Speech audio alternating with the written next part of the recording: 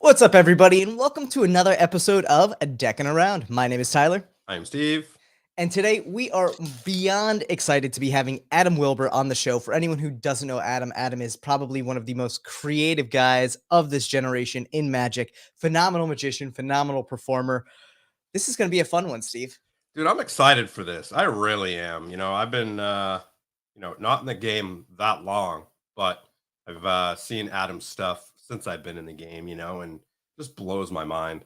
Dude, honestly, I was talking to someone the other day and they were super excited that we were having Adam on. And they were like, I still use TSA as like an opener for almost every show I do. And this is someone who's a full-time magician performing at restaurants and clubs all the time.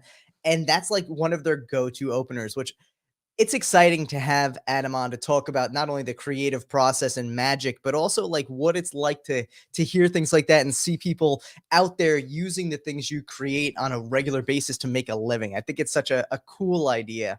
Yeah, no, I mean, 100%. It's funny because the Pyro wallet is like just the coolest thing ever. And Yeah. I'm always like, should I buy the wallet? Obviously I don't perform it, friend. It would literally be me showing Sitting my on your friends and couch. my mom. I'd be like, hey mom, let me get my money for you. I don't know. I'd have to think of something, but Oh my it'd be God. so cool to Janice would have, love man. it though. Janice Janice would would love it. absolutely She'd love it. probably be worried that I'm gonna hurt myself, but Probably. it'd be fun. She knows you well enough to know that you should be careful with fire. So Yeah, she taught me well. It's funny because I have a picture of me when I was like 4 years old, sitting in the grass, and literally had a lighter in my hand. oh my God. So maybe you'd be well, set up for the Pyro wallet there. She wouldn't worry too much. But dude, this is going to be an epic episode. We're coming into episode 86 here. And Crazy. it's crazy to think that it took us this long to get Adam on, but I'm so excited for it. And for anyone out there who doesn't know, this is actually going to be our last live Deckin Around episode for the year, because next year we have our 24-hour extravaganza going on Next the week. 18th and 19th. Yeah, next weekend. You said next year. Oh, jeez. Next weekend, the 18th and 19th of December from 9 a.m. Eastern Standard Time to 9 a.m. Eastern Standard Time, Saturday to Sunday. It's going to be crazy. And then we're rounding down the year on Sunday live streams for the holidays, because I think everyone's going to be doing a lot of crazy stuff. I think next Sunday or Sunday after that is, the day after Christmas Day. The one after that's January 2nd. So we're going to be taking it easy until the end of the year. We're gonna recover from our 24 hour. Oh my God, yeah, that worth takes it. a couple days to bounce back for sure. But Yeah. this is, dude, I feel like we're going out this year on a super high note. Dude, I mean, yeah, we definitely are. So we ready to do it, Steve? I think I'm ready. Let's do All it. right, let's jump into it.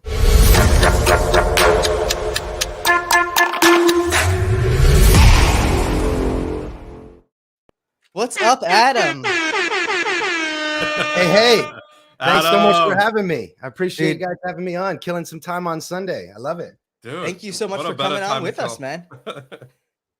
Oh my gosh. So how are things going for you, man? Obviously, we were talking a little bit pre-show and you're talking about how busy you've been with, a lot of online Zoom shows shows. and everything, a lot of virtual shows. Did you ever think you'd be in a world where virtual shows were such a commonplace thing for Magic? No, I mean nobody did, right? No, absolutely not. But early on, I switched quickly because a friend of mine was killing it. He did Yeah. colleges, so he had one guy booking him for like 15 shows a week, steady, week after week, not during holidays, like just regular schedule. And I'm like, well, I want a taste, I'm hungry. So I switched quickly, and it was hard to, a lot of my corporate clients didn't bite, they were just sort of like, nah, we're scared. We're figuring this stuff out. Right. And then got an agent guy out of Canada, actually, who's been throwing a bunch of work my way. And Nice. it's awesome. I love it. My kids are in the other room and I'm doing a corporate event. Like, That's awesome.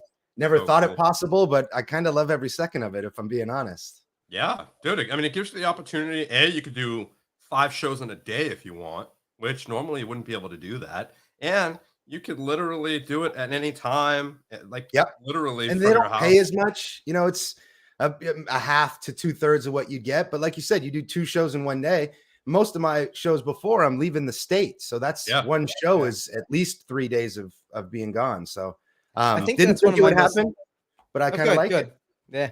Dude, I think that's one of my most favorite parts of the whole concept too, is like the world is now open to you as a magician. Instead of just being like, hey, yeah, you're leaving the state, maybe you're going up to Canada, sometimes things like that. You can now be performing for people in Hong Kong, Singapore, Germany, all over the world, literally from the comfort of your home, and getting that reach and that new audience and that excitement.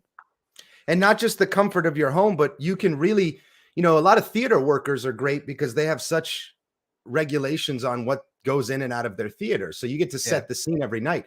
Yeah. Road warriors, or corporate workers or birthday show magicians or people who are really out doing it, we don't get that luxury. It's like you might be in a banquet hall where they give you a riser and a microphone one night, and then you might be, in the corner of a bookstore another night where half the people there don't know you're performing.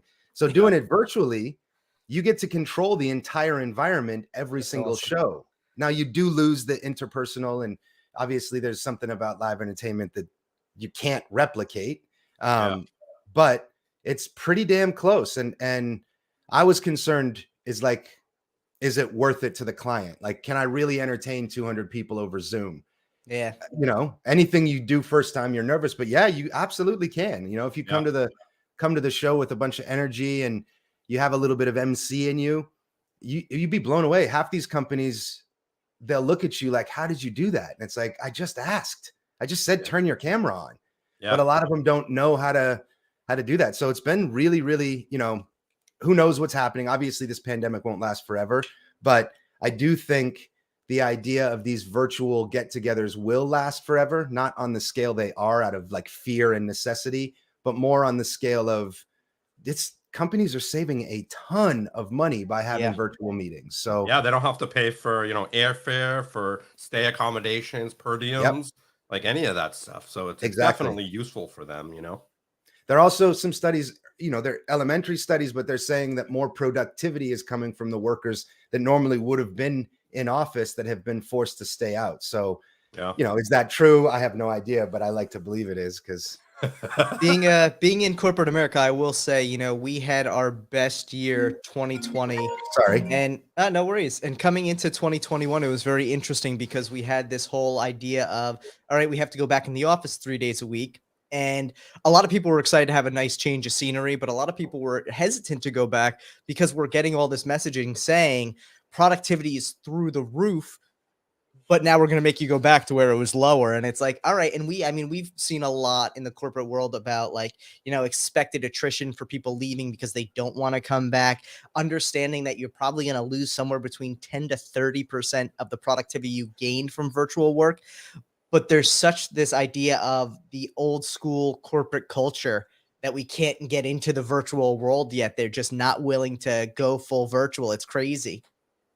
And that's fine, right? They'll weed themselves out. They'll become the Blockbuster with their stubborn, no, we're not doing it. And then, unfortunately, especially with the way our rate of technology is skyrocketing, if you don't jump on board and okay, that's up to you, but you're going to end up being either forced to or you'll be out of business, Yeah, and it's interesting 100%. Because it's like I think they're just trying to keep the foot down on the necks, and we want to hold you accountable for your work, even though the production's down, like productivity's down. It's like, I understand, a lot of people want to micromanage and make sure that you're there in person, because if they see you, you're working.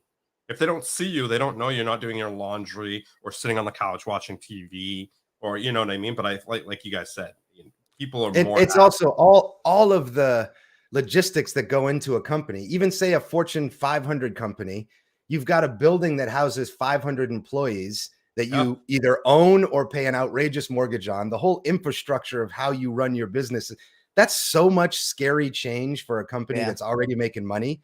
It's like, well, we're making $800 million in profit a year. Do we really want to switch everything and restructure the entire way our organization runs? If you look in the tech world, tons of tech companies are doing just that. They're like, hey, great, because they're not so indebted to this ideology of how their companies run for the last 80 years. But it's going to be an interesting, the metaverse, there's a lot of really weird, cool stuff that imagine being the first magician on YouTube to ever post videos on YouTube. Screw it. Imagine being the first vlogger to ever do it on YouTube.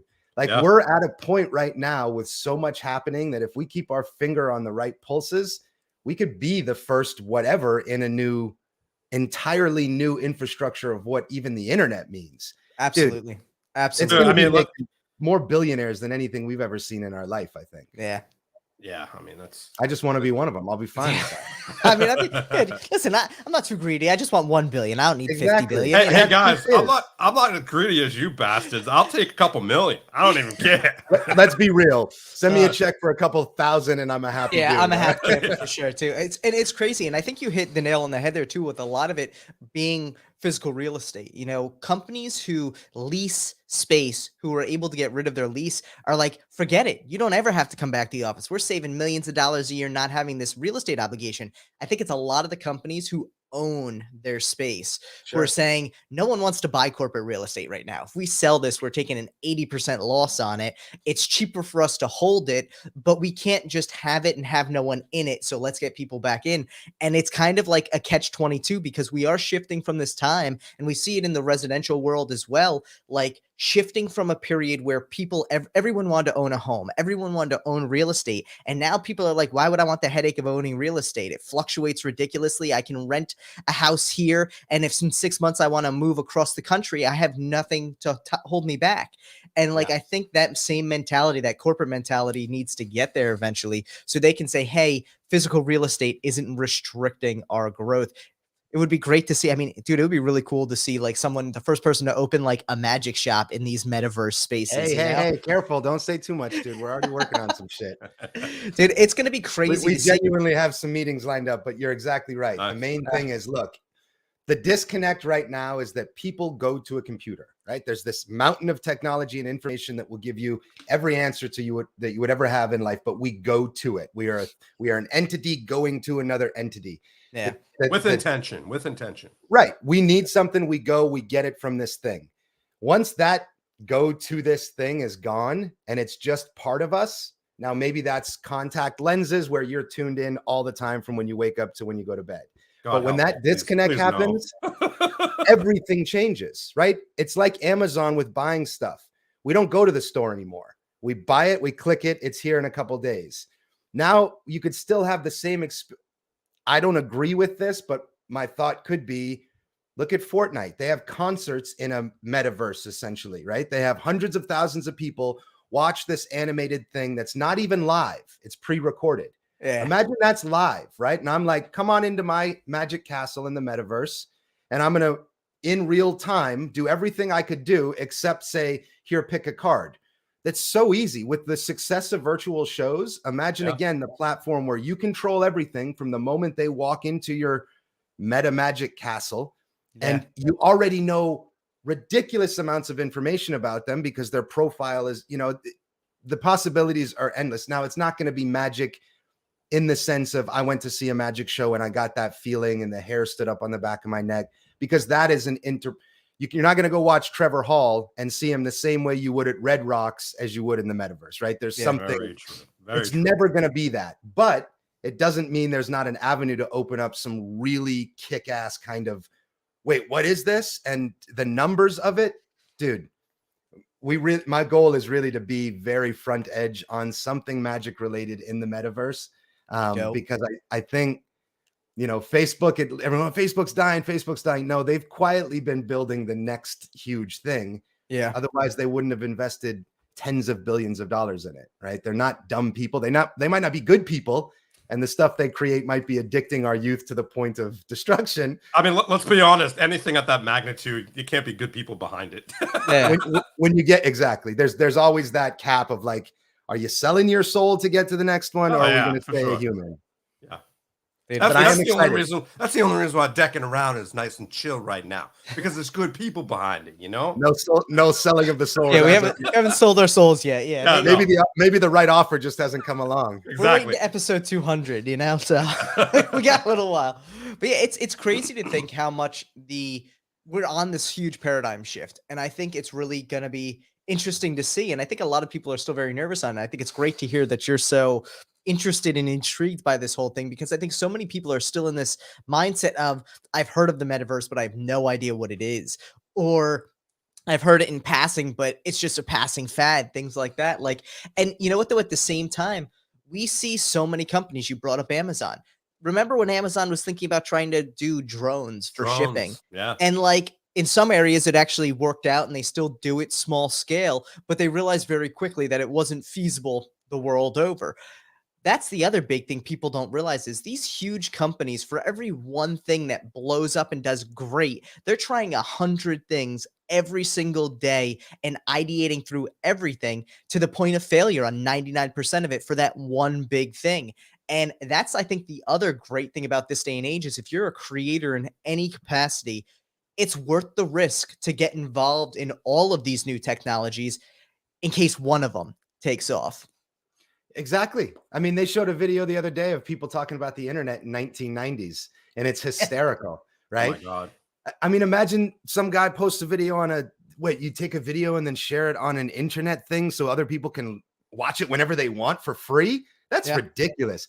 Imagine being the first magician to be like, okay, and now have, I mean, look at 52 cards. He was one of the Yeah. original.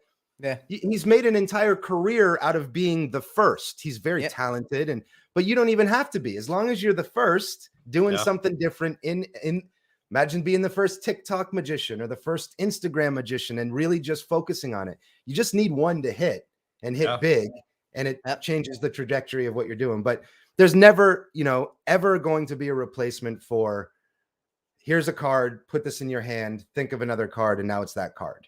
Yeah. As soon I as mean, you that put in in-person- technology, it That doesn't. in-person experience, you can't replace it. And I think that's why a lot of these companies are like, you have to come in the office 3 times a week. You have to come in the office. And I think it's a good thing because it does save a little bit of that, humanity that where we were There's an losing for energy you 2 can't. years. I don't think you Yeah. can replicate a hug. Right.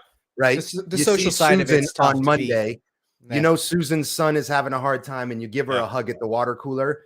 There's more building and creating in that moment than Yeah. a million conversations, and that 100%. can't be replaced. You know what I Right. mean? Yeah. 100%. Dude, it's Here, crazy to think. Let's lighten it up here real quick.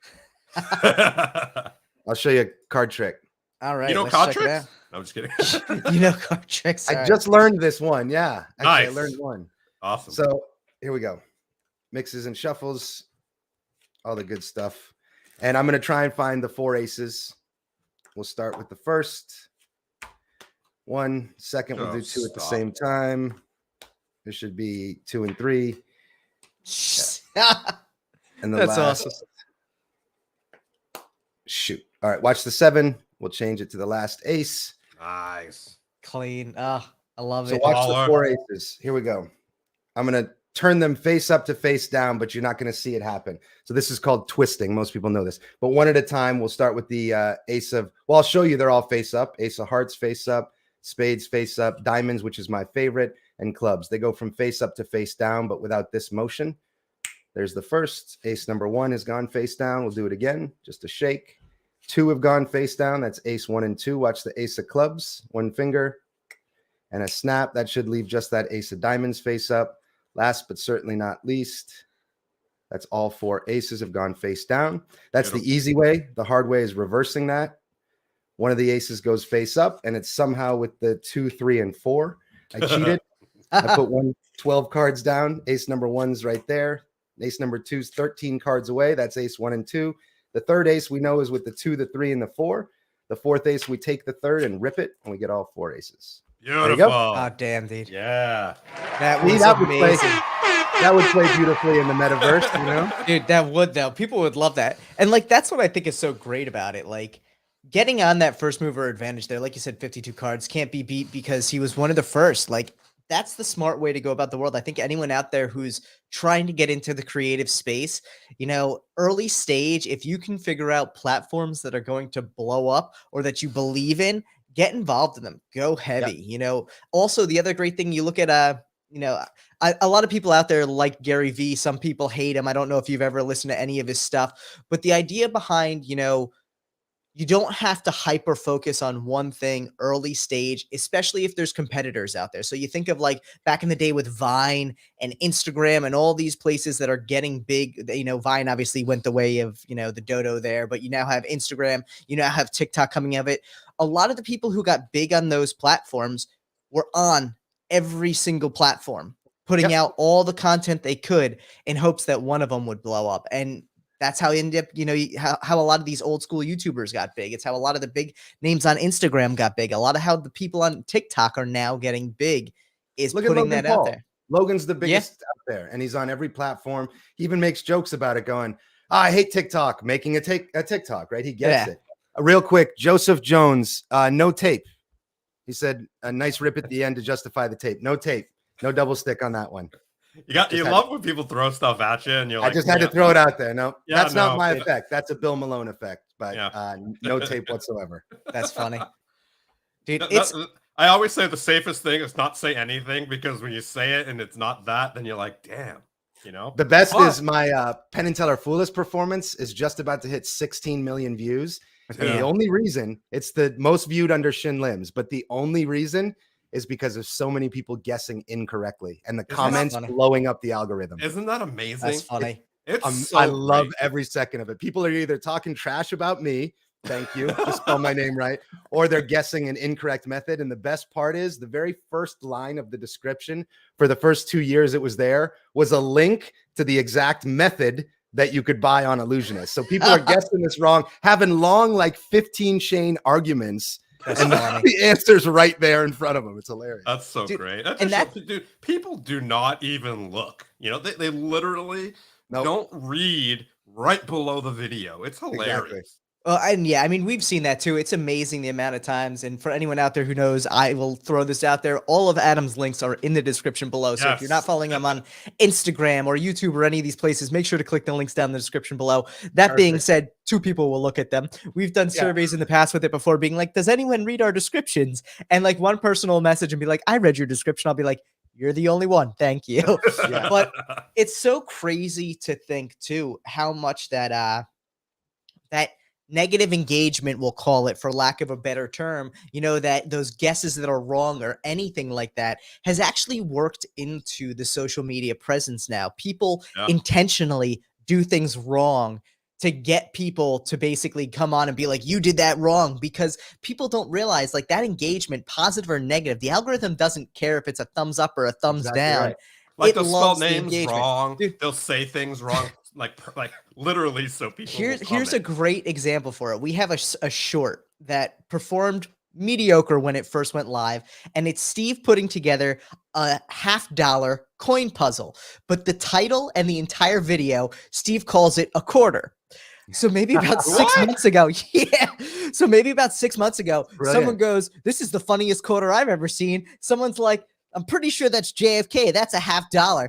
All of the comments now are literally people just being like, yeah, that's not a quarter. And I'm like, ha ha ha, maybe not a quarter you've ever seen. And dude, it has gone from like literally when it first launched, like 90 views to pushing probably like 6K now.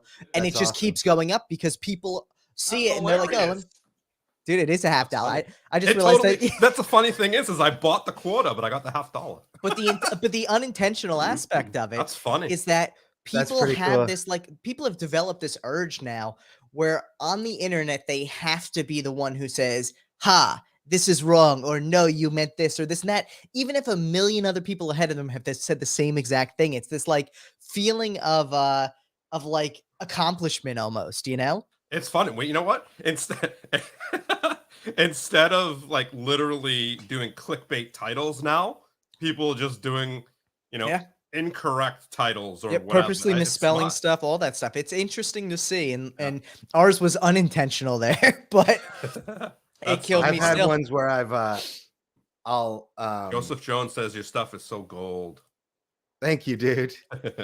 I've left like close-up mats at really high-end clients' event before, but strategically where only they would find them, and all my close-up mats have a contact.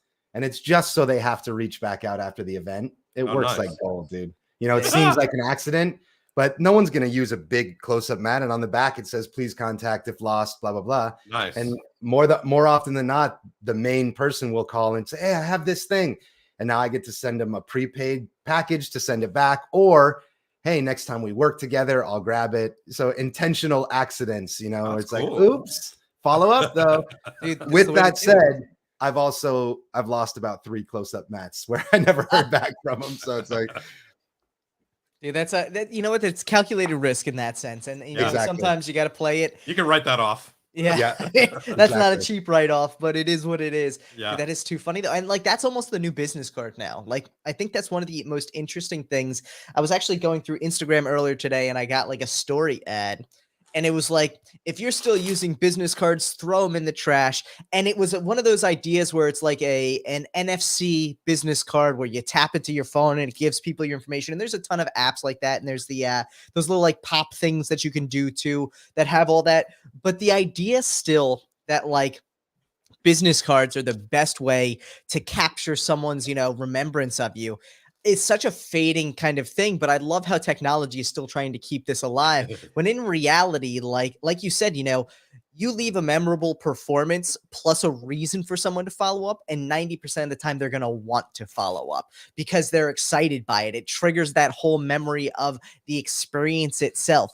At the end of the day, other than like the, oh, cool, like, you know, 10 years ago, NFC technology would have been really cool if someone tapped their business card in your phone and it popped up with their phone number. You would have been like, wow, that's awesome. Now it's like, don't touch my phone. Like, what are you just doing? invaded my phone. Yeah, exactly. Yeah, like what are you Dude, doing? I mean, you know, the crazy thing, which is really weird because now I'm just starting to see it get really big, you know, the NFC stuff. And it's like musicians have been using it for God knows how long. Dude, on You know, posters or in they would hide yeah. it in like a hat or hide it in a jersey. The Yeah. NFC chip, you tap it, and their new song would play. You know, like literally, it's been Music probably was one of the 10 first years. ones that I really saw using NFCs in a major way, other than like and honestly, I saw it more so as like the QR codes, especially back then. And that NFCs seem to be like the evolution of QR codes. But it always kills me too when I still see people using QR codes these days. And like power to them on, I'm never gonna knock someone for using technology, but I'm like, man, that's one technology I always thought would pick up and never really did in a meaningful way. But you'll be out and about and you see a QR code in the most like unexpected place, and you're like, oh wow, that's still a You guys thing. seen the Cool. deck, the Hugo Shelley deck? I don't Which think we one? have.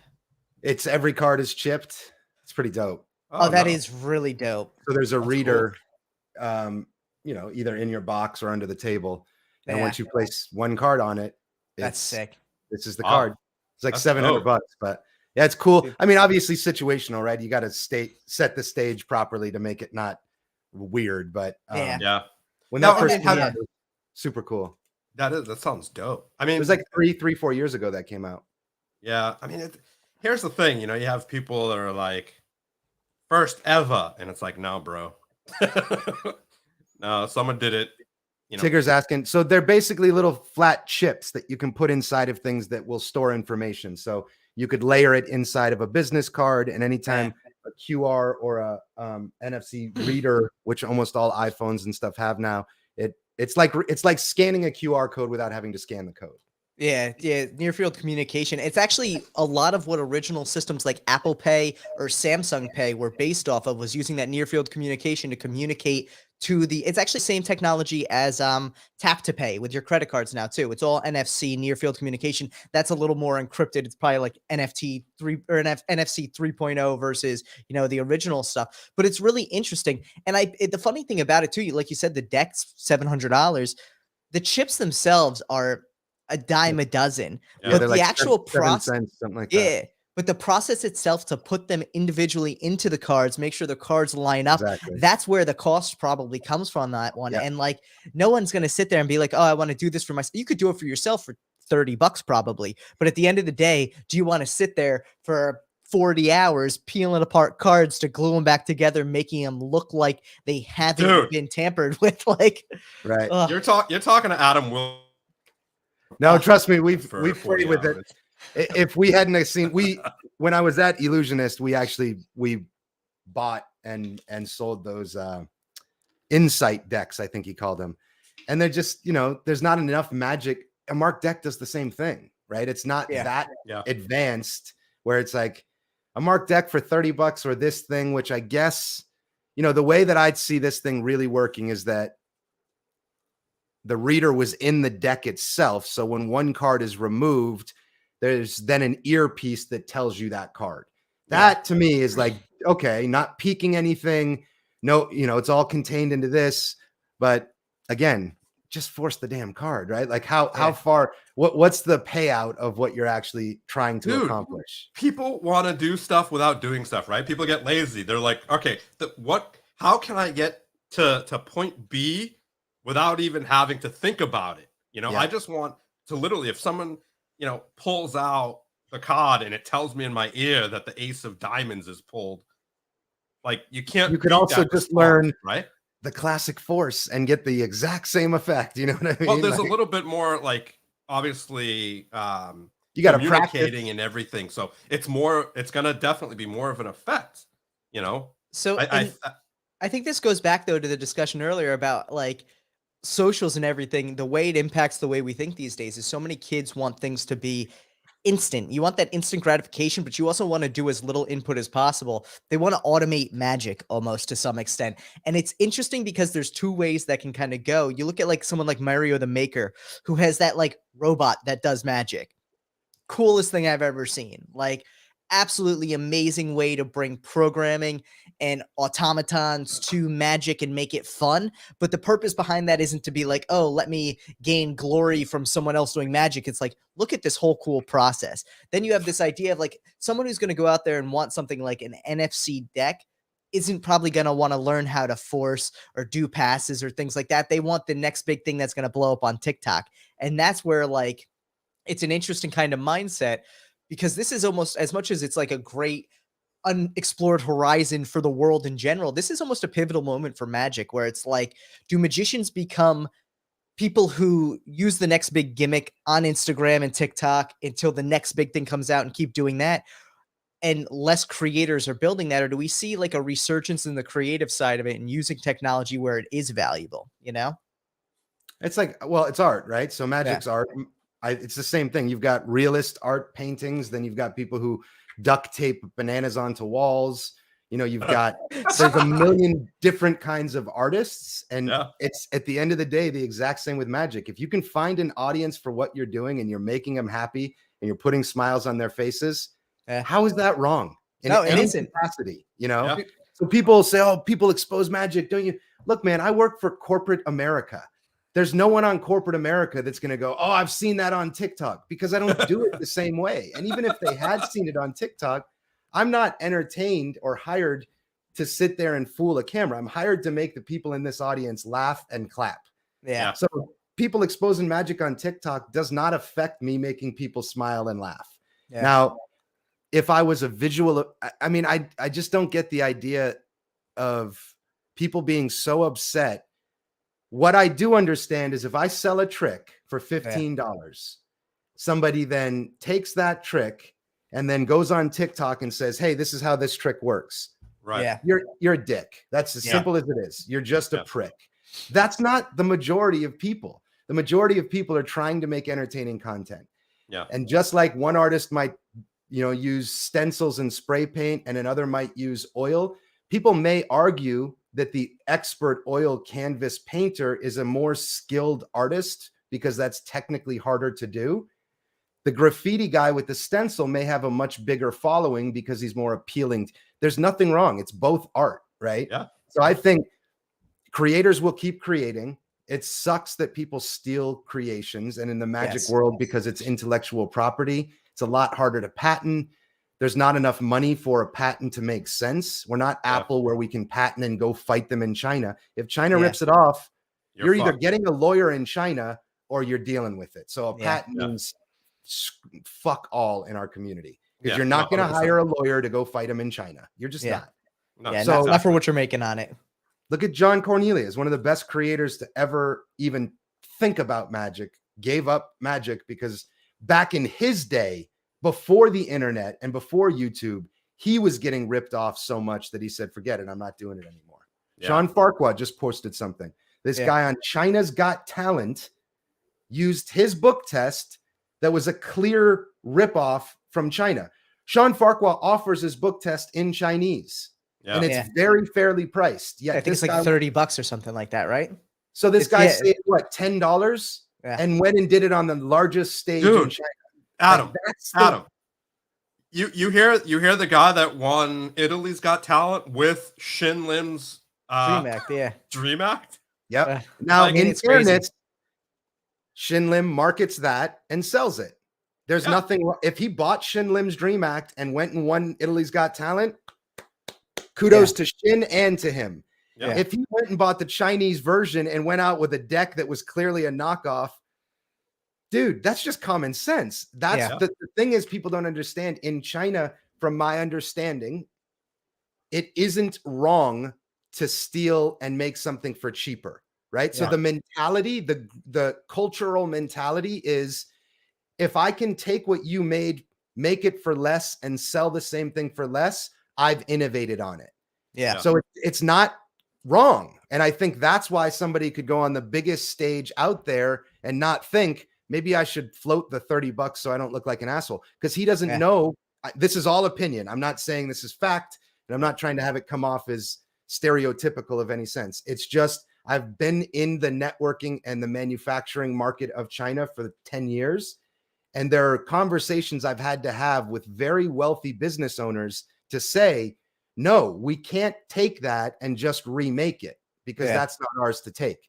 And it was like they didn't understand it, because that's not how their culture looks at it. It's, hey, I can make it for cheaper. Let's make it for cheaper, put a better, cheaper product out. So that is always going to suck. But the advent of metaverses and YouTube exposures and things like that, if there are more eyes being entertained by Magic, awesome. The argument I think might have merit is corporate booking agent is considering me for $5,000 for their after dinner awards ceremony. And as they're about to go to bed, they're scrolling Instagram and they see some young kid doing some cheesy magic on Instagram. So they go, oh no, we don't want a magician. That's a real thing, right? The idea of social media gives eyes to people that normally that corporate booker would have had to go watch a magic show before. The catch-22 is most people are smart enough to know, I'm not hiring this kid on Instagram. I'm hiring this Adam Wilber guy. And if I go to his website, it verifies that it's a $5,000 magician. So I think the more magic out there, the better, regardless if it's shitty magic, if it's good magic, if it's exposing, whatever it might be. If you're exposing something that is not yours, you're not a magician, right? That's the first rule we all learn. Yeah. So just know that. Fine, you're a content creator. You're not a magician.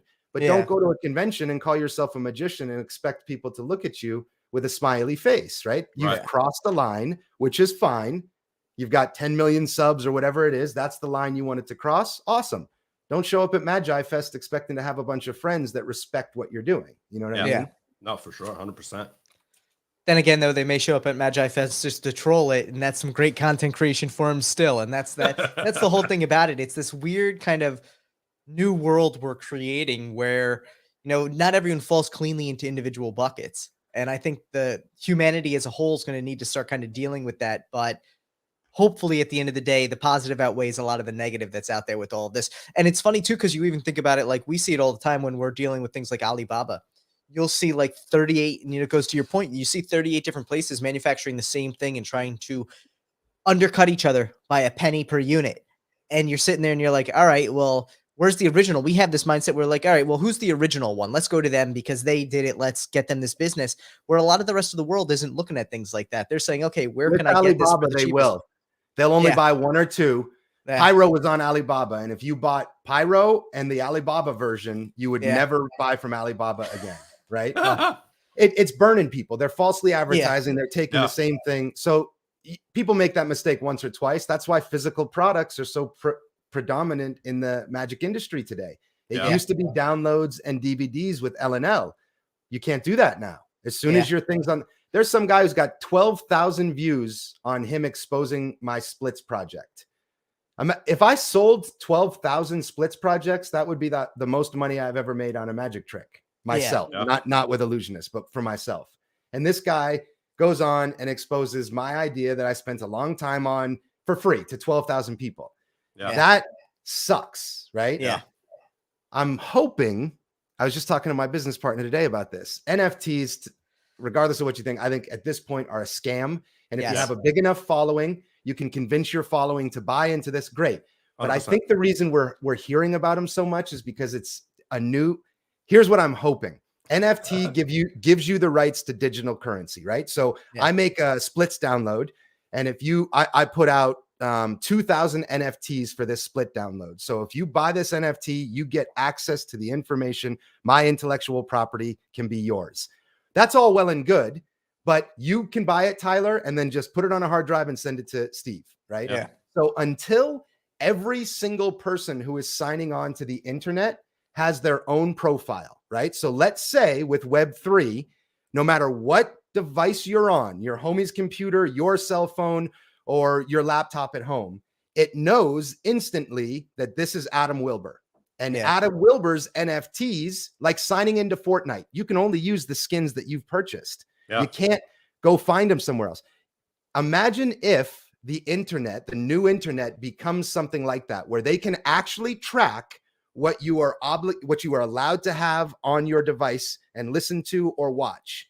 So you just imagine they eliminate the possibility of torrented or stolen downloads. So now as a creator, the NFT becomes your certificate of authenticity. And the only way you could watch it otherwise is if Steve went over to Tyler's house on Tyler's laptop and you guys watched it together.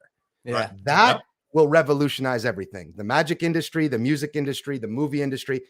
I think that's what's leaning towards what's going to happen. That's where NFTs will become a massive thing. But until then, it's just a bunch of early adapters going, I got a lot of gullible people with money, and I'm going to sell them this. Look at Gary Vee made $91 million selling his NFTs. Yeah. It took him. There's an interview where he was like, a month ago, I didn't know what NFTs were. I just made $91 million. Half of that went into my bank account. The other half went into blah, blah, blah, blah, blah. So how did I learn? I spent 50 hours, learned everything I could about NFTs, and a week later made $91 million. Why? Because he's got a massive following. You and I couldn't do that.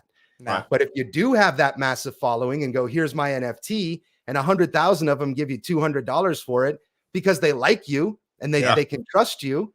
Yeah. When NFTs go out the window and they go, well, look, Keanu Reeves, there was a great interview where they were asking him about it, and he just laughs and goes, oh, you mean digital currency that you own the rights to that can be extremely easily duplicated multiple times over? And he just starts laughing.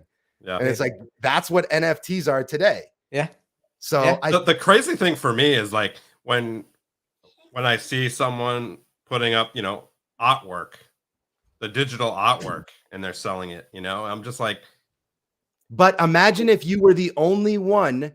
So I bought this digital viral, remember Charlie bit my finger? Yeah, you ever seen that video? Okay, so imagine you own the NFT to that starting today. So now anybody else who wants to use or share that anywhere has to pay you. No, for sure. The system just knows it, right? Yeah. And it's like, boop, everything's changed. We're on Web3 now. You own that NFT wherever it lives in the universe. That's your shit. No, that would revolutionize shit. 100%. I'm talking about like if I wanted to create a stick figure and put it on there, and someone buys it because they like me, chances are it's screenshotted and shared, and it's like I see the same thing. It's on my hard drive. You have NFT Bay at this point. You'd go on there and any image that you want that's an NFT, you can download there. I think the biggest thing that's going to be a detriment to NFTs, though, and I think this is where if things don't start getting under control a little bit soon, we're actually just going to see wholesale abandonment of NFTs, is the amount of money laundering that's going on in NFTs and the amount of false wealth being created by selling yourself things through NFTs to inflate the value. What's going to end up happening is there's a very good chance, at least in my opinion, that the trust in NFTs is eroded before it actually gets to the point that it can be used for those beneficial. Yeah, basically, you look at these people who literally create an NFT, sell it to themselves for $2 million. They now have a $2 million thing, plus the $2 million they spent on it. So really they have $4 million in assets. Then they sell it for, 95% off. And someone's out there being like, oh, hell yeah, I just bought a $100,000 NFT that's worth $2 million. When in reality, you bought something that had a false value in the first place, Yeah. That's the tough part. Just like false hype in any community. It's like it's kind of like the whole bestseller books on Amazon. Like 60,000. Well, even New York Times. You can. That's what I meant. That's what I meant. New York Times. People come out with a new book. It can't be a totally shit book as long as they buy 50,000 of their own book for first week. You're on New York Times bestseller list. But yeah, then you have 50,000 books you got to sell, but you're going to sell them because you're on New York Times bestseller. Or Yeah, you're I at mean, least going to get a bunch of keynote speaking opportunities, you Yeah. know, yeah. Yeah. which is what a lot of people do it for. Dude, Yeah. it's crazy how we've learned to kind of game the system. And I agree with you. I think there's that capability with Web 3.0 to really limit the extortion or the, you know, the, I don't want to say extortion, but the manipulation of these systems that we have in place now, whether it be the bestsellers list or creating this false value. I mean, the other thing too, and I think where it's going to get you is you have an NFT again worth $2 million.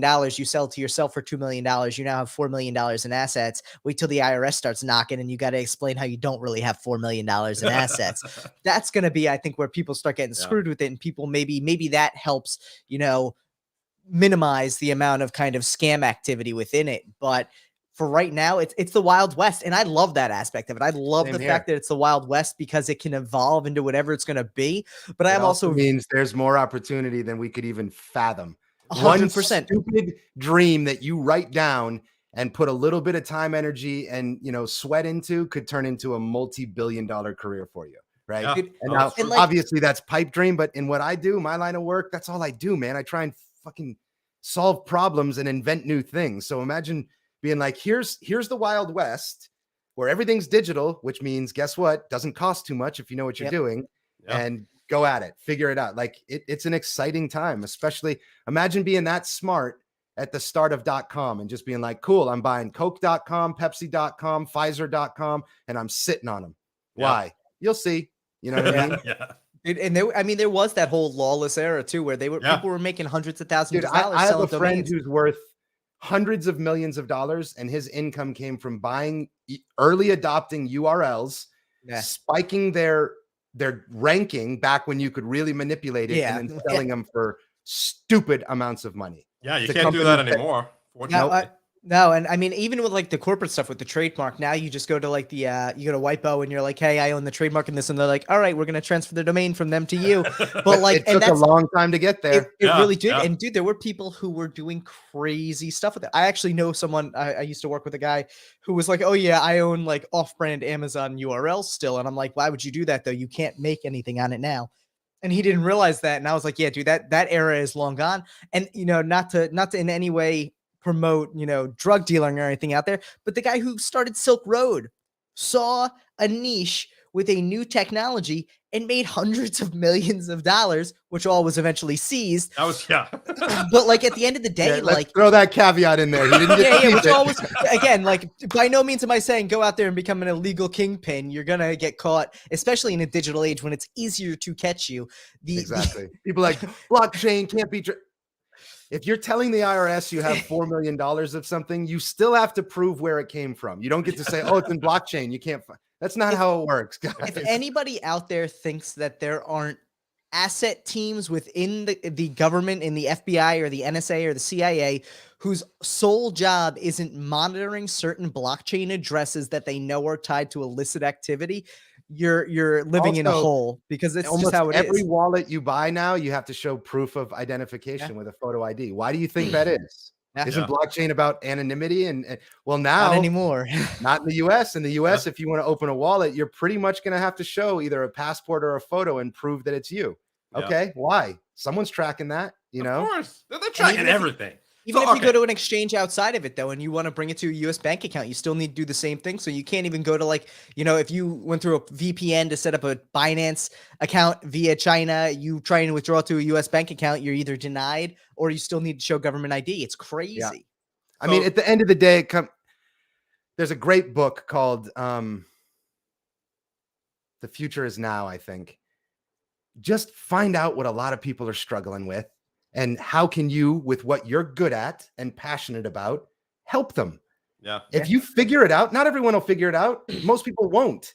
Yeah. But if you do, then you're doing something that isn't going to get you thrown in jail, that's actually helping people, right? Yeah. It's like everyone I know who's overly successful was like, until I figured out like what my purpose, everyone says, what's your purpose? How do you find your fucking purpose if you don't know what it is? It's an impossible question. But when you find it, you excel in it. It's like the money and everything else takes care of itself. You just have to work towards getting there. And all of the people I know have all said the same thing. It revolves around the service of others in some way, shape, or form, right? Yeah. You want to market, what do? Put a bunch of free content online for people to help them, and they will in turn support you. It's not like it used to be. Show them an ad and there's a hot girl drinking a beer, so I'll drink that beer. There's no trust anymore. No one trusts anyone or anything. I think justly. I think that's a just thing. Be very, very careful who you trust. Yeah. Especially when it comes to purchasing, right? Yeah. So if you're just figuring out something that can help a bunch of people and you're good at doing that, that's it. That's your answer. You're not going to get thrown in prison for it. You're not going to have to embezzle and hide money from the IRS, right? Like I spent a lot of years doing the same thing, selling drugs, not hard drugs, but I sold pot and thought it was free pot for me, you know? And that's all fake money. That never, like, look at Scarface. Nobody makes it out alive, dude. You know, you end up giving it all back to the government or you die. Dude, you know? how many Pablo people sit Escobar? Oh, he didn't make it either. I mean, No, think about how many people though. Like, think about how many people are like, "Man, I'm gonna be the next Scarface." And it's like, dude dies. Dude dies at the end and spends none of his money. He lives for like 3 years. Honest. Like, let's be honest. He had a lot of money, but dude, every day of his life was fucking miserable. Yeah. Imagine like, waking up that literally. stressed every day. Who's going to kill me? Who's going to arrest me? Who can I trust? No It's thanks. not worth it. I got a small circle of friends and my 2 kids, and I can trust every single one of them, but I still, my kids, I mean, dude, your kids. They're gonna lie to nowadays me you can't through even their trust teeth, your but- kids. Exactly. Yeah. As a matter of fact, it's been so quiet for this last hour. I'm kind of nervous as to what's going on. I mean, you better go see only- what they're getting into. The only good thing about kids these days is because of that TikTok mentality, they're more likely to dime themselves out by putting a TikTok video up of them committing a crime than anything. So all you got to do is follow their TikTok and you're set. Yeah. You're like, hey, did you skip school today? No. Huh. Is that you at the skate park? Shit. That's so true. Dude, there was so many. I remember when Instagram first like started getting huge and people were basically breaking up because they weren't thinking that they were putting, you know, the party that they were at and they were telling their significant other, I was in bed sick. And it's like, really? Like John just posted a picture on Instagram, dude, and I see you in the background with a beer talking to a dude.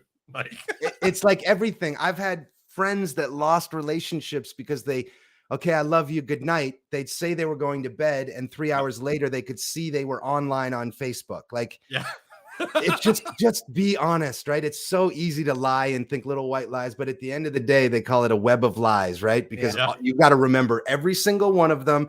And I was guilty of it for a lot of my life, right? Manipulate my way into everything I could. And then at the end of the day, it hits you. And it's like, if you just are honest and accept that a lot of the honesty you give to people is going to cause tension, deal with it. You either talk a lot less or just before you speak, be like, if I say the truth, is it going to offend or hurt?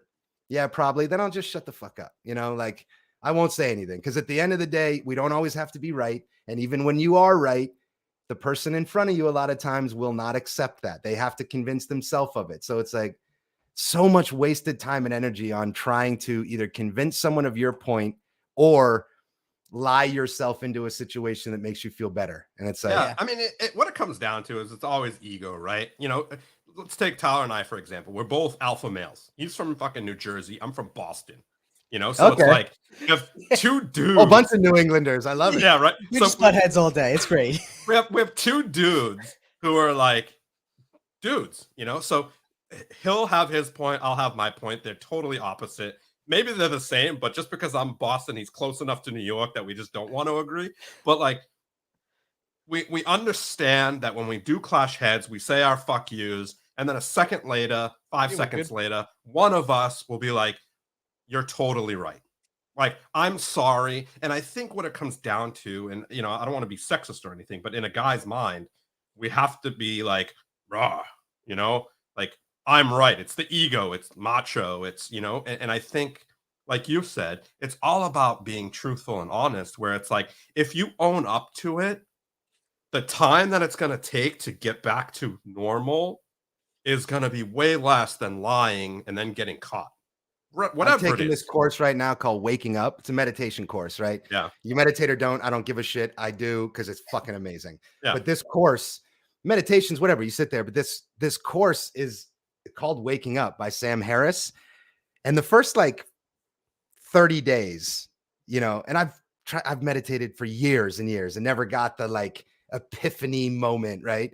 So I'm like, all right, I'll try this course. Someone recommended it, Will Smith or someone. And I was like, all right, it's good enough for him. I'll try it. And the first 30 Will days Smith, are just, he sold it. dude, read his new book. Read his dude, he's a genius. And his new book, dude, it's co-written by the guy that wrote Everything's Fucked and two really great books. Dude, this book is really good. If you What's it called? are a fan, it's just called Will.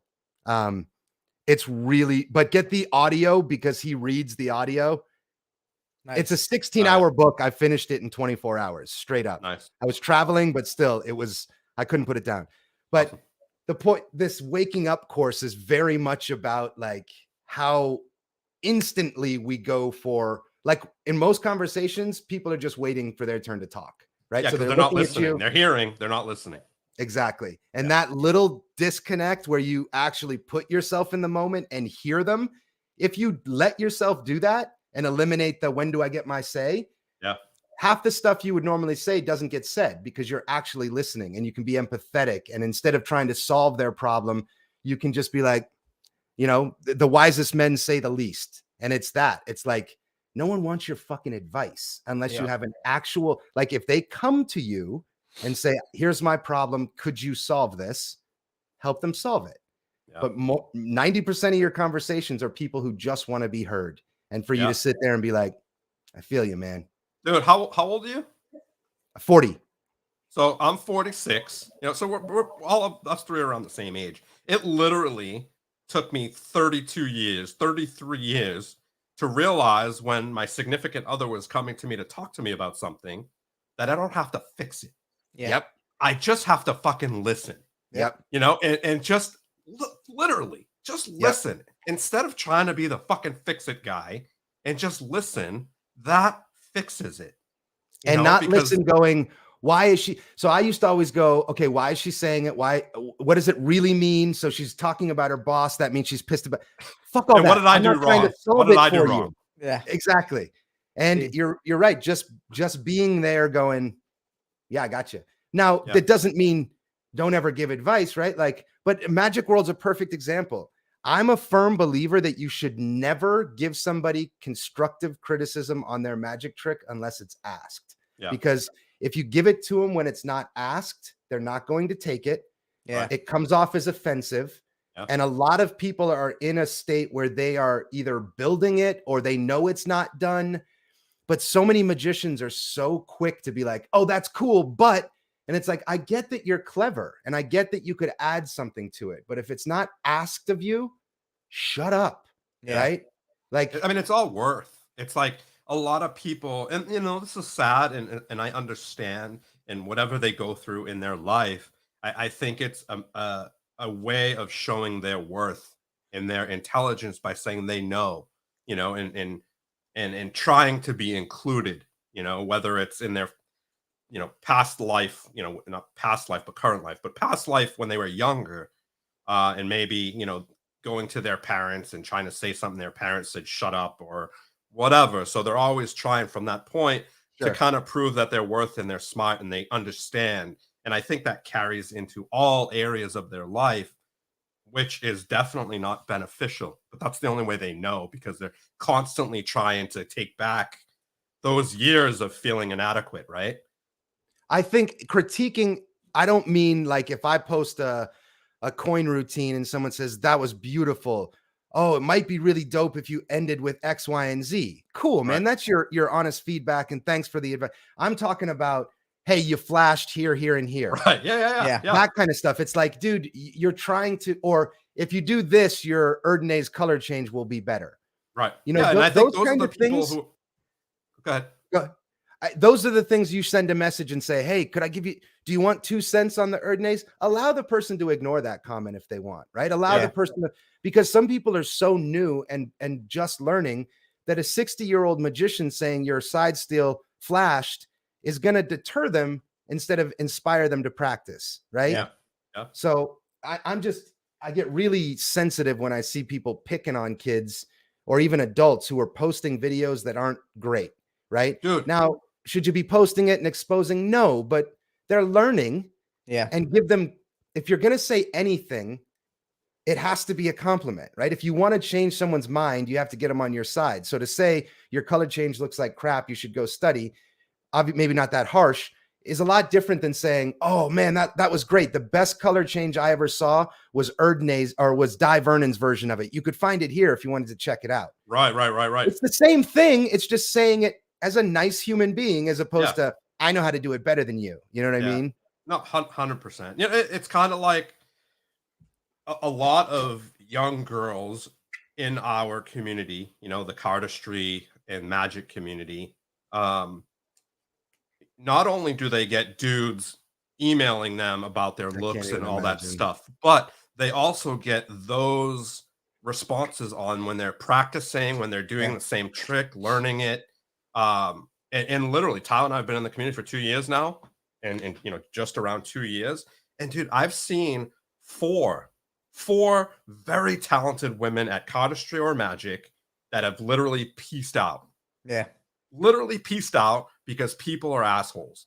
They don't shut their mouth. They're not like, especially this community. I mean, it's a bunch of dudes with inflated egos. Look, people usually get into magic for one of two reasons. They get bit by the bug. They love it. They're good at it, or they're shy, they're dorky, and they think it'll help them break out of their shell. Right. It's a unique community, right? And to be a girl in this community, a cute young girl who's just learning, oh, I feel so bad. You know, it's like, yeah, you're going up against a mountain. But in the same world, my girlfriend's son is 18, just got out of high school, and he's going into the nursing community. Same thing. Lots of challenges because it's mainly a female community. Now, they are so much more welcoming because it's like, oh my gosh, we do need more males in this. Where I think the problem with our community is, I don't want to say that.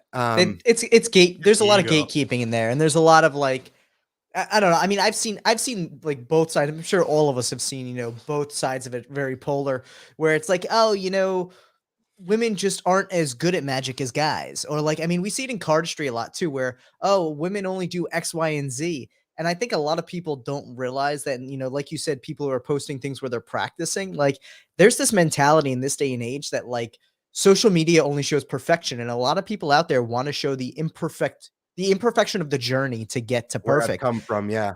And I think it's a great idea because it does kind of share the idea that like, listen, I wasn't born being able to do this and that trick perfectly, you know, and even if I've done it 10,000 times, some days I have a bad day and something doesn't go perfectly with it.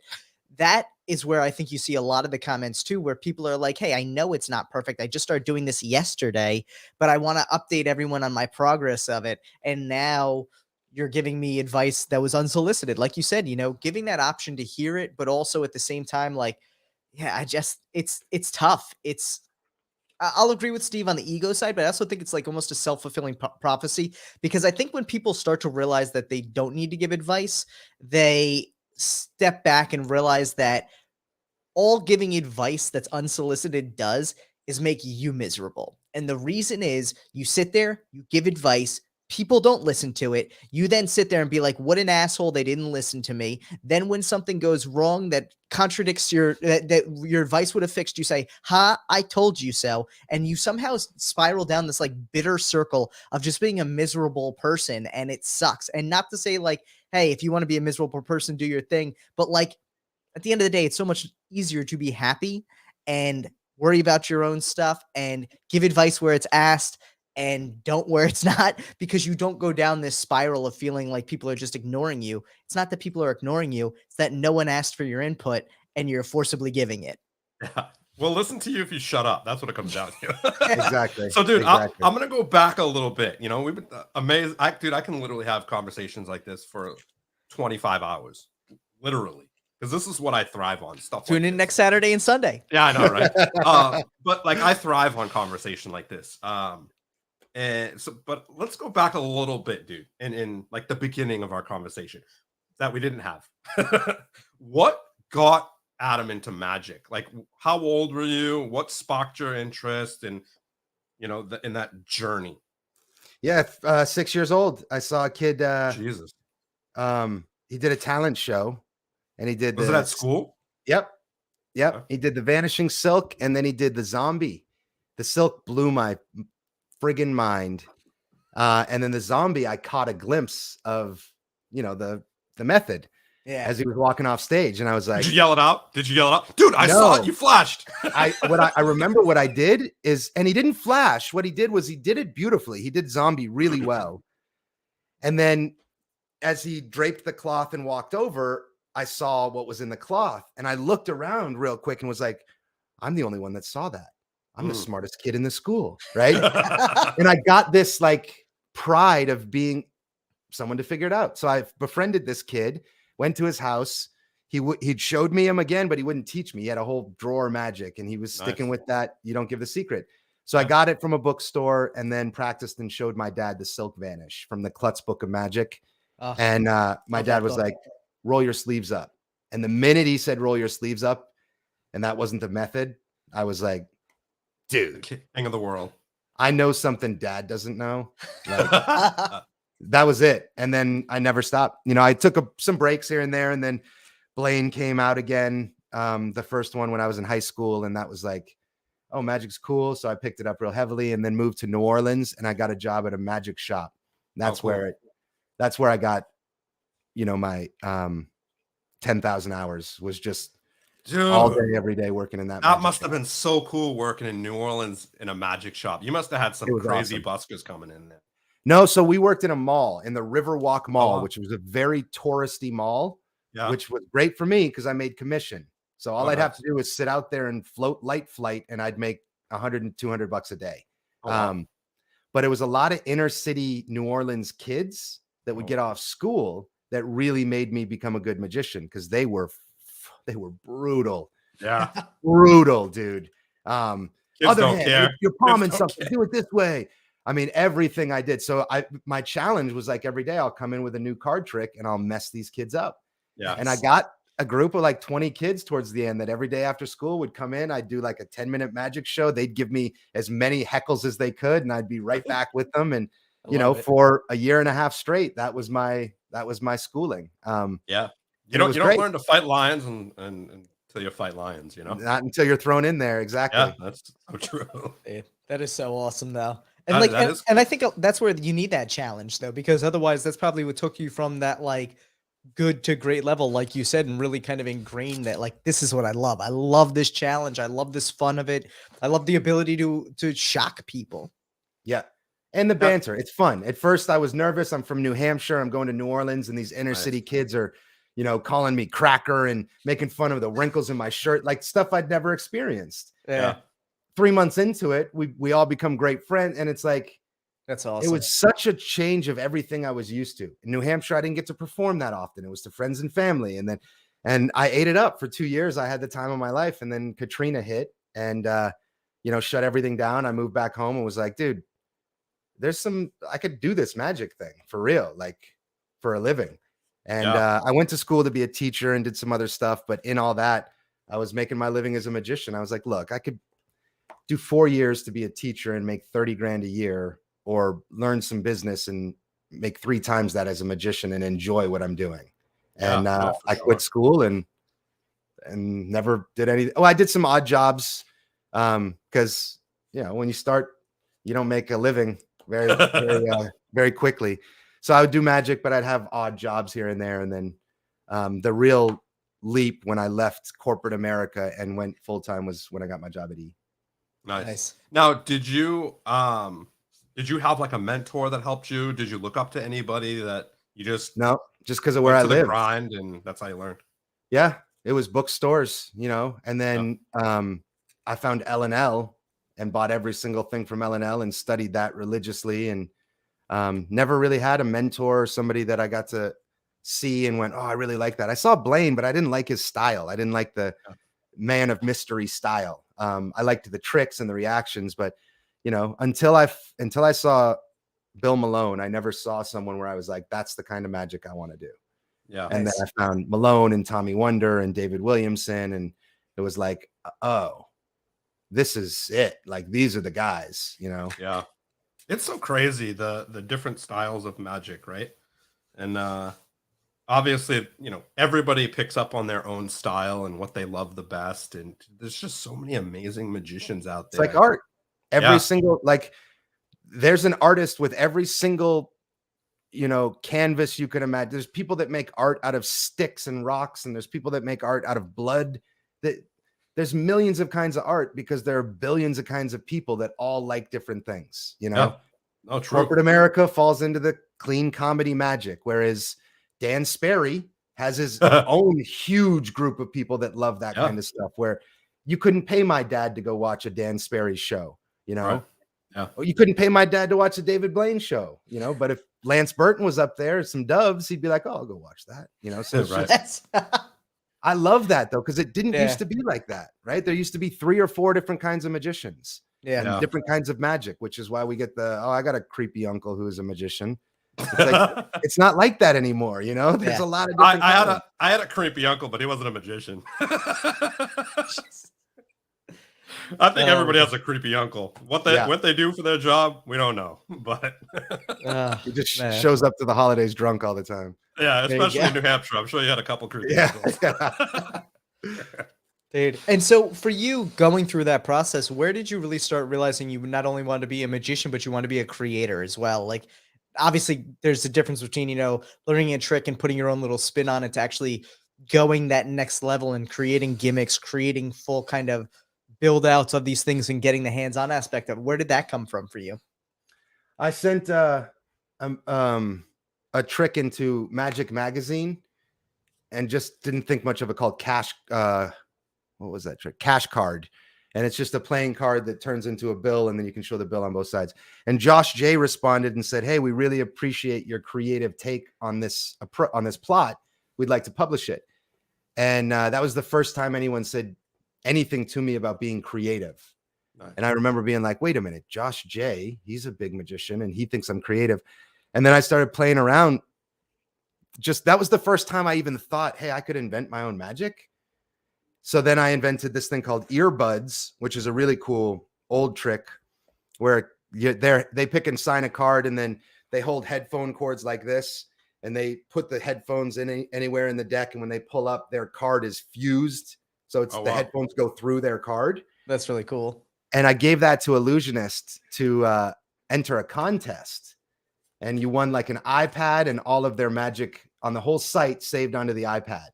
Oh, wow. And I was like, and I made a dope video. Like, I went into town. It was dope. I had one bit on the video where do you guys know John Kennedy's mystery box? No. It's a little wooden box. The effect is ambitious card. The card disappears. They show a wooden box. There's a folded card. Dump it out. It's their signed card. Okay. I had that in a waterproof bag over a railing on a dock in Burlington, Vermont, attached to a fishing line, just sitting there. Right. And that's I was crazy. doing, like, busking, and this little family comes up with like a 6-8-year-old kid. And I'm like, pick a card. I go through the whole routine. His signed card vanishes. And I say, oh, you know what happens when this happens for magicians? We have to do what we call go fishing, because I don't know where your card is. So we're going to be fishing for, oh, wait a minute. There's a fishing pole. This kid reels in the fishing pole, picks up the bag. There's a wooden box, and inside of that was his signed card. Right. Oh, that's like, dude, this video was dope. That's mind blowing. I'm winning. I'm definitely winning. And I used the main feature of the video as earbuds. I didn't get first, second, or third place. What? And I was furious, dude. That's crazy. Like, so I'm not, it's subjective. I can't say whether it's right or wrong. So I'm pretty pissed. And about a week later, Jason Brumbelow reaches out to me, who was running Illusionist. And he was like, hey, look, man, we loved your video. We just didn't want it to win anything because we want to market and produce the trick. We think it's that good. That's hilarious. Like, oh, okay. So at that point, that's when I was like, you know what? I'm going to start creating magic. And then it's home for me. That's I can't stop thinking. I mean, we have so much coming out of Volpine, and I have so many things in the notebooks. It's like when you find your lane, and it's just like, why is this so easy? Yeah. You got to stick with it. And that's where I'm at now, is I love inventing and playing. Check this out. This is a new one. You guys know who this is? If I was to say what artist made that? Yeah. Banksy. So this is called The Girl with a Balloon, right? There's a little balloon, but she's always reaching for her balloon. She could never get it. Yeah. Actually, this one sold more than any other Banksy. It's the one that got shredded halfway through. Yeah. They just sold it at auction, half shredded, $141 million. It's crazy. Most expensive Banksy ever to sell. But I never liked how this poor little girl couldn't get her balloon. It was always out of reach. So check this out. If I take her balloon, I'm going to drag it down and around and put it into her hand. So now she can hold on to it forever. So dope. That is so dope. So dope. So we have a whole lighter project where the entire project is based off like this. This is so good, dude. This is now how I walk up to a strolling set. Because do you guys work at all? Have you ever done a paid strolling gig? No. So the worst thing in the world is interrupting people because they're in conversation, having fun, and you got to walk up and be like, "Hey, I'm the magician," right? Can I show you a trick? Check this out, dude. This is literally the last 5-6 shows I've done in person. I'll do this. I'll come out and go, "Hey, did someone drop a lighter?" It's a weird lighter. It's got a polar bear on it, and it says, "Oh shit, what happened there?" Forget that Apex view. That was a virtual I did. But it's got this little polar bear on it. It says, "How much do I weigh?" Now they're all looking at you like, "What?" And I go, "Well, do any of you guys actually know how much a polar bear does weigh?" No? Oh, it's exactly enough to break the ice. Hey, I'm Adam. Can I show you some magic? Nice. So That it's is an so old, good. it's this old corny pickup line. And you know, if you're single, you can walk up to a chick and do that too. But now That's it's funny. the perfect way to walk up to a group because they're like, "Did you drop a lighter?" It shuts everyone up no matter Right. what. And now they're looking at it and you've got them hook, line, and sinker. And by the That's time awesome. you say, you know, break the ice, some people know the pickup line and they'll be like, "Ah," or the other ones, you're into it going, "I'm the magician. Can I show you something?" So That's cool. this whole kit, you know, it's things like this that it'll stem into an idea. And then I can't do anything else besides be a dad until that idea is worked out. You know what I mean? Right. Where it's like, there's something here. Cylinder and coins I've got sitting on my desk right now because there's something where it's like, I'm not going to sleep until this is done now. So Right. Now, found the are you lane. gonna are they gonna be individual? I mean, obviously you'll be able to purchase them individually, but will you be able to purchase the whole light kit? Oh, Where- no. So we can't sell lighters because they're classified as bombs in the amount we'd order. So Right. what these are, they're vinyl stickers. All you do is cut the sticker out, take any normal Bic lighter, wrap it around. So you get all of the routines. That's awesome. Oh, But dope. I'm also teaching them how to make their own lighters. So for Awesome. instance, a QR code. And that QR nice. code dances around the lighter. And then at the end, you give it to them and go, anytime you need a magician, there you go. They're not throwing that away. They'll throw your Yeah. business card away. Why would you throw a lighter away? No, Yeah. and again, that creates that like fun experience that's going to make people remember. That's what it's all about. Again, that's why business cards made sense in 1983. Like, And even then, that all the best salesmen in the world would say, who cares if you give them theirs? Get their business card. Yeah, Yep, right. exactly. You could walk on water. If you give someone their card, they might call you back. If you walk Yeah. on water, they give you their card and you call Yeah. them the next day and remind them. Now the ball's in your court, you know. well, and again, it's that ego play. People like to give their business cards. It makes them feel important. Big fat thick one. Yeah, like and it's crazy because it's like they don't. Everybody forgets. You know, once you get. I mean, me personally, when I got a business card, I was like, "Oh, cool, throw it away." You know, I barely looked at it unless I really wanted to stay in touch with that person. Have you guys know? seen our appearing business cards? I don't. I Think think so. I don't know. I feel like We we did a have. business card, but I don't know if that was it. Fiddle and Johnny says he loves to walk on water and drink it. So, as magicians, you guys know I invented that pyro wallet. Yeah. I think it's up to us to hand out our cards in the most magical way possible. Dude, that So pyro check this wallet, out. I gotta add, is ridiculous. Just so You come out with a blank card and they actually watch as it prints itself.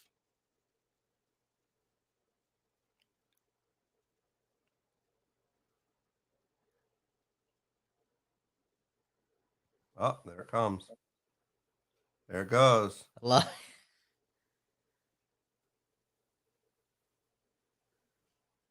That is so dope. So It's cool. trippy as hell, right? Yeah, that's Yeah. cool.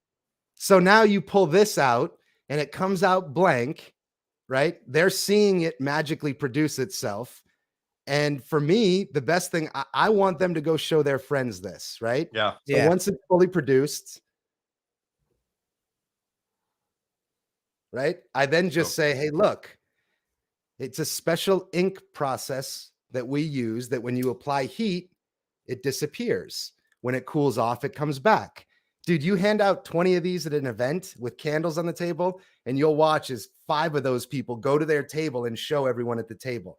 So now you're not even advertising. You're just having people show your business card to their friends. Right. So this is another thing. Volpine, you want your appearing business cards? VolpineCreations.com. There you go. Awesome. Volpine Creations. But you pair that with Pyro Wallet, dude. Oh, yeah. So what's the story they tell their friends? I asked this guy for a business card. He was a magician. He pulled out a wallet. A business card had a 6-foot flame come off of it. Then it was completely blank. And in my hands, it printed itself. Yeah. And they're not lying. Like all of that's true. You know? Dude, when I saw that, I was like, that's just next level. That's like next level. Thing's dope. Yeah. It's so cool. dope. And you have a second one, right? Like the second version of it, which is like. So I left Illusionist before they put out V2. I don't even know what V2 is. Yeah, I thought it was just smaller, I think. I think they made a better battery unit. I'm not really sure. You know, I still talk to Brad, but I don't talk to him much about their products, you know. Yeah. So. No, they're definitely a different company than they used to be, for sure. And so how have you found the creating for yourself at the end of the day? Do you enjoy this so much more now? Dude, when you work for a magic company, it's you're not just working on your stuff. Right. And you have to, even at the highest, when I was running Illusionist, I still had to get things vetted, right? I couldn't just say, I'm making this, we're going forward. Right.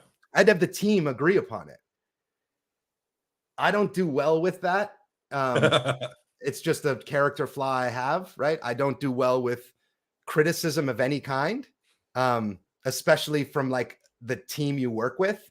Yeah. So for me to present something that I know is good because I've worked it, and to have people shut me down, just I don't do well. It really messes with me. It's definitely an ego issue I've got. But when it's for myself, it's literally, if you screw up, it's on you. If you make it, you get it all, right? So at Illusionist, a best-selling Grand Slam home run, Illusionist gets the credit, Illusionist gets the pay, and the company succeeds. But tomorrow or next month, you have to have another product behind it.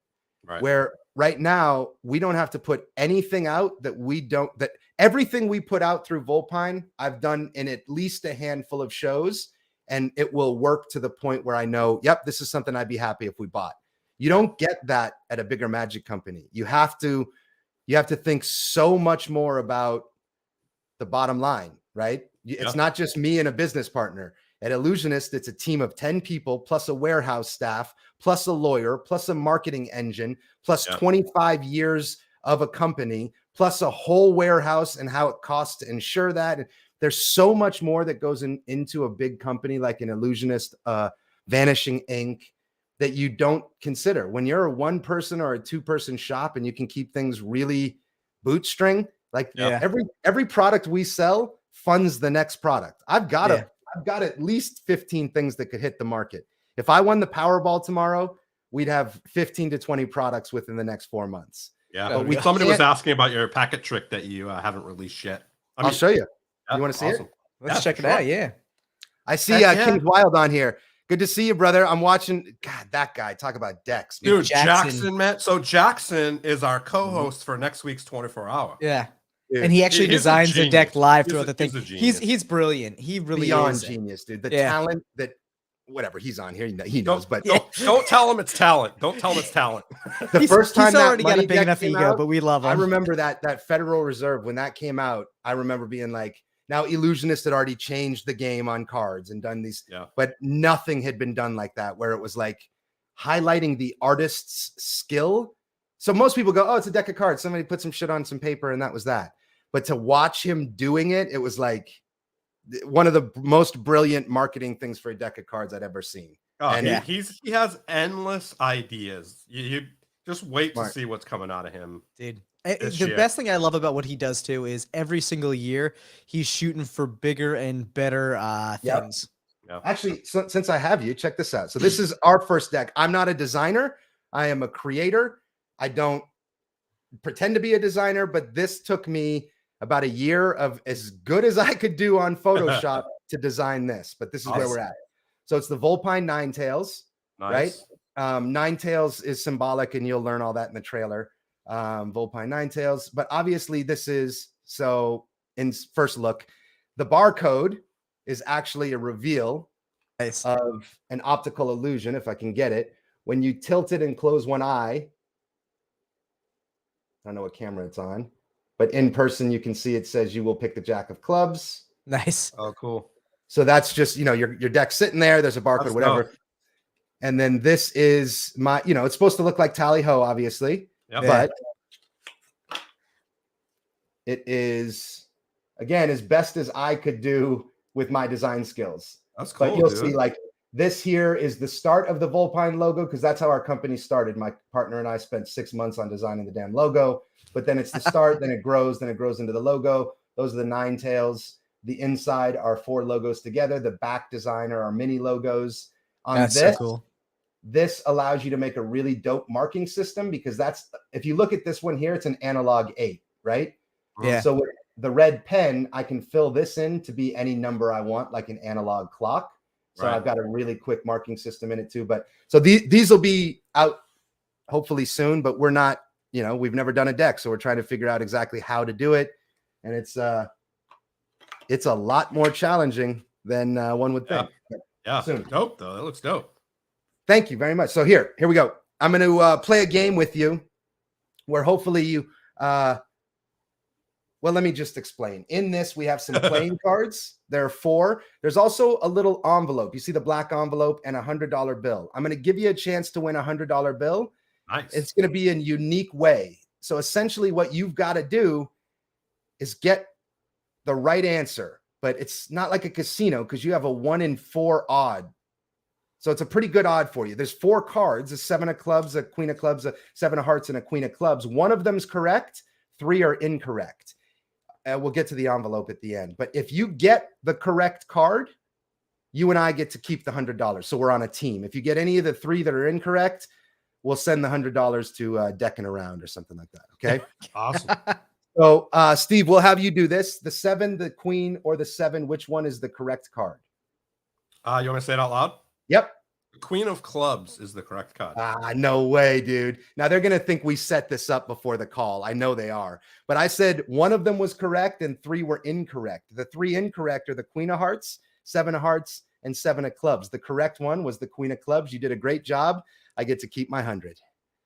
Now, you've probably got some questions. I have a few questions myself.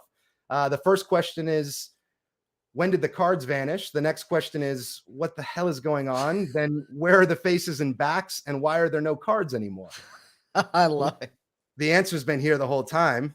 You said the Queen of Clubs, the Queen. Oh, shit.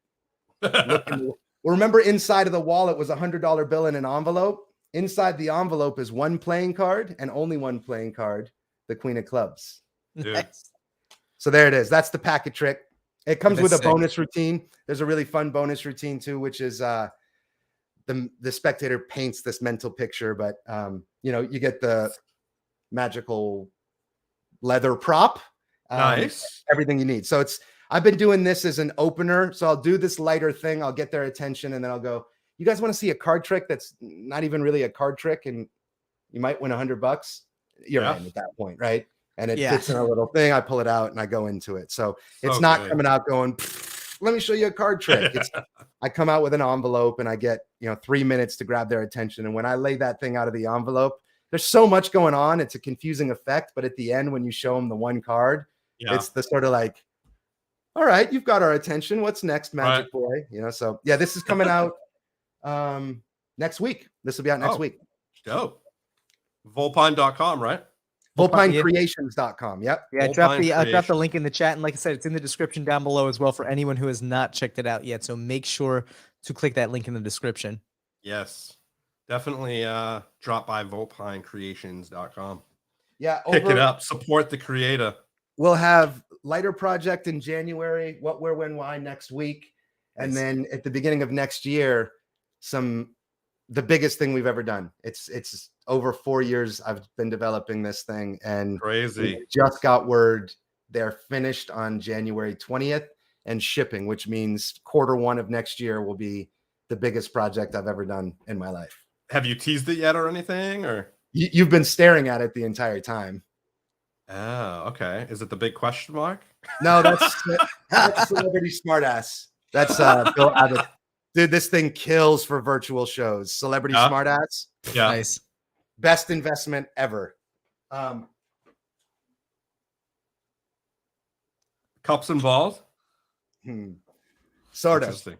Sort of. Interesting. Okay. They're half balls. Well, oh, it's like a bean in a mug. Very cool. All right. Coffee beans. Coffee. I like it. But you'll see. There's a lot Interesting. to Fun, it. man. Dude. That's gonna be fun. Awesome. That's cool. There's a lot to it. Yeah. Look at the little FU trophy just chilling back there. Yeah. Yeah. We see that. How was that experience for you getting on there? I mean, we've had a good amount of people who have been on Full Us, Really but cool. did you get so I think the first person we had on who was on Full Us was Andre, and Andre kind of said like you have two kind of routes you can go. Oh yeah, ECAT, and she was like, "There's two routes you can go. Production either really walks you through it a lot, and they're very hands-on, or you roll in, you tell them what you want to do, you tell them you want to do it yourself, and you go that route." What was the experience like for you? Well, it was a great experience all around. I sent them the video. They said, "Great, we love it." I worked with Mike Close and Brent Braun. Brent Braun helped me a lot with sort of where are we going with the script? You know, what do we want to do? I knew what tricks I wanted to do. I just wanted to go on and say I fooled Penn and Teller with tricks they sell in their own kit, because I do a money roller, I do Buddha paper mystery, a money paddle, and nickels to dimes. The oldest tricks in magic, right? Yeah. So I can technically say I fooled Penn and Teller with tricks they sell in their own magic kit. Dude, you beat them with the basics. That's the best. Exactly. So, you know, it was, I pretty much went in there being like, here's the routine, here's the script, and they loved it. Mike Close was like, I remember he has this beautiful switch for nickels to dimes, and he was like, do this switch instead. And I was like, that's fucking brilliant. That's why you're Mike Close. And, you know, I added that switch in, but the rest was pretty much, I went in there knowing what I was going to say and how to do it. And they don't want you to give them any red herrings, right? Yeah. They want you to be pretty up and up. So there was one thing that I asked the guy, please sign your name inside of this box, which I didn't really have to do, but I wanted them to think there was a window, and it worked. So I sort of slipped that one past the producers a little bit. Nice. Because I told them, oh no, for the method to work, it's got to stay inside this area. Could I just have them put it in a box? And they were like, yeah, great, if that's what you need for the method. And I was like, that's what I need to fool them with the method. But you know. That's where Adam likes to do his own thing and not like follow. It's ask for forgiveness, not permission. You know what I mean? Exactly. It always works. But those guys, I mean, I tell everyone, if you want to be on TV as a magician, Fool Us is the place to do it. They are magicians who know how to film magic. That, you know, if you get the opportunity, reach out to Brent Braun. He is a genius at helping people find their character, figure out their routines. It's not free, right? You're going to pay the guy because he's an expert. But if you're at all looking to get on and you have an idea, do it. It's the best show. It won't be around forever, but it's still very highly rated, and they'll make you look better than anyone else. You know, America's Got Talent's good, but they're not all for magicians. Fool Us is they don't all care for magicians. They don't care about magic itself. They care about their show and making their show look good. If making you look like an idiot makes their ratings better, they'll do it. If making you look like an idiot on Fool Us, they won't air your thing. It's that simple. Right. Oh yeah, I mean, we've talked to ECAT, and ECAT's didn't go as planned. And when they filmed it and showed it, it looked great. You didn't even know. But they want magic to look good, which is awesome. Yeah. Even Masters of Illusion, I would not recommend that to any magician, you know, and I know I'll get a lot of hate for that, but at the end of the day, I went out there to film it. I filmed 3 effects with them. I'm a professional. It's not like I wasn't. So is there anything else you need? And I was there. Nope, that was great. That was amazing. I left, lost a $7,000 event, a trade show that I would have made $7,000 on, but I was like, hell no, I'll go film anyway. They never aired it. And they never told me why. They never, even during it, I was like, can I start hyping people up? They wouldn't respond to my email to say, we're not airing in any of your segments. They flew me out there, lost a gig, and then it was like I ghosted them, like I offended someone. I did sleight of hand card tricks. Nothing I did on there could have not played well. And as soon as I walk off, they're saying like, oh man, that looks great on camera. I remember feeling like, wow, is that how they treat people who come out here? Like that was the worst experience. I wanted to brag about this and be like, oh, it was amazing. I was on this TV show. And it just was the polar opposite of that. You know, That's not supposed to all be about magic. The whole thing is called like the world's greatest magic or whatever the hell the name of the show is. Right. Tyler, did we talk to somebody on the show and they were talking, but I don't know if it was that show, Masters of Illusion. If that Masters was the of show, Illusion, that was it. But did they have a problem with that show? They built this big thing for them and then they ruined it when they were filming or something. You guys have Matt Johnson on? No. Okay. Who was it? Crap. I know who. Was it Masters of Illusion? I can't remember. No, it wasn't Masters of Illusion. It was Big Trick Energy. Yeah, it was Big Trick Energy. Oh, okay. But I can't remember who built it now. It But, it was the boys over at oh yeah, it was Other Brothers. Was it Other Brothers? Yeah, Other Brothers. That's what it was. Yeah. Yeah. I was like, I wonder if it was the same show, but no, that was. But it's Big interesting Trick to think how hit or miss shows purportedly for magicians can really be based on that. You got to have the producers that they make or break. Yeah. Right. Everyone else, sure, it matters, but it's the people in the final edit that do the producing and the editing that make all the difference. On Fool Us, they know that's going to look like shit on camera. We need to refilm that. So before they get into trouble and go, oh, shoot, we don't have any other footage to cut in, they know, right? Carbonaro effect, same thing. They know exactly what to look for. They'll film it till they get it. But and you'd think Masters of Illusion, they know their edits and their angles, but it was just the overall experience I had with them compared to Fool Us was like, dude, I mean, this is like kindergarten compared to graduate study college. Like Fool Us was on point. You knew where you were supposed to be, what you were supposed to be doing, when things were aired, what time, if you did something wrong, like the communication was there from start to finish. As it should be. As it should be, right? Who was running the show over at Master of Illusions? Was it actual creators or was it just? I know I think the executive producer is Kay Blackstone, which is a legacy of the Blackstone. But she's the one who, when I came off stage, was like, that was amazing. It looked great on camera. Yeah, interesting. Okay. The last thing you would think is we're not going to air it. And if you are, great. But let a brother know, dude. Like, tell me. Yeah. I literally had to wait till the end of the season aired, every episode, and my thing never aired, with multiple emails to them, until finally at the end of the season, I wrote a pretty nasty email to the production team and was like, I let them know how I felt. And finally I got a bullshit cookie cutter response of, but we cannot determine what will air and what won't. And I was like, that's not the point, dude. I don't care if it airs or not. Yeah. What I would like is for you to treat people who took their time to help your show, you know, and it left a really, really bad taste in my mouth. I can only imagine, man. Yeah, no, that's brutal. Yeah, it's interesting though, because it's like you went out of your way, you did so many things just to be there, and I get it. They're like, look, it's network TV. You should be thankful to be. Totally understand. Yeah. And if something happened with the lighting or my clothing or whatever it is that it couldn't air, doesn't mean I don't have 15 other things that could air or a group of friends that I would encourage to go on the show. You know, treat people with respect, regardless if you think they can add value to you or not. Most people, it's a small community. I mean, at the end of the day, dude, let's be honest. we were watching, we were talking, who were we talking to? It was on Penn Teller Fool Us. They put pants on the girls. CGI, remember? Oh, that's came on with shorts. The girls came on with shorts, and they didn't want them to be wearing shorts because they CGI'd pants on them. They CGI'd pants on them. Performers or audience members? Audience members. Yeah. So it was like, if they can do that, I wonder if maybe they were short shorts and you could see the girls' underwear or something, and they didn't want to like. So I think from what we heard, it wasn't like crazy long. But I do have to say though too, the CGI job was so well done. You never would have known if they had. Never would have known, because like it was. I'll bet you it was more to protect her. You know, like probably, yeah. I'm just saying, if they can do that, I'm sure they could have changed your fucking clothes on if they were like a clothes issue. Or, you know, there's so many politics in magic. Maybe, who knows? Someone high up was like, at the time I worked for E. Maybe they hate I illusion. don't like illusionists. Yeah. You know, or maybe they just don't like me. I'm openly an alcoholic, so I post a lot about recovery.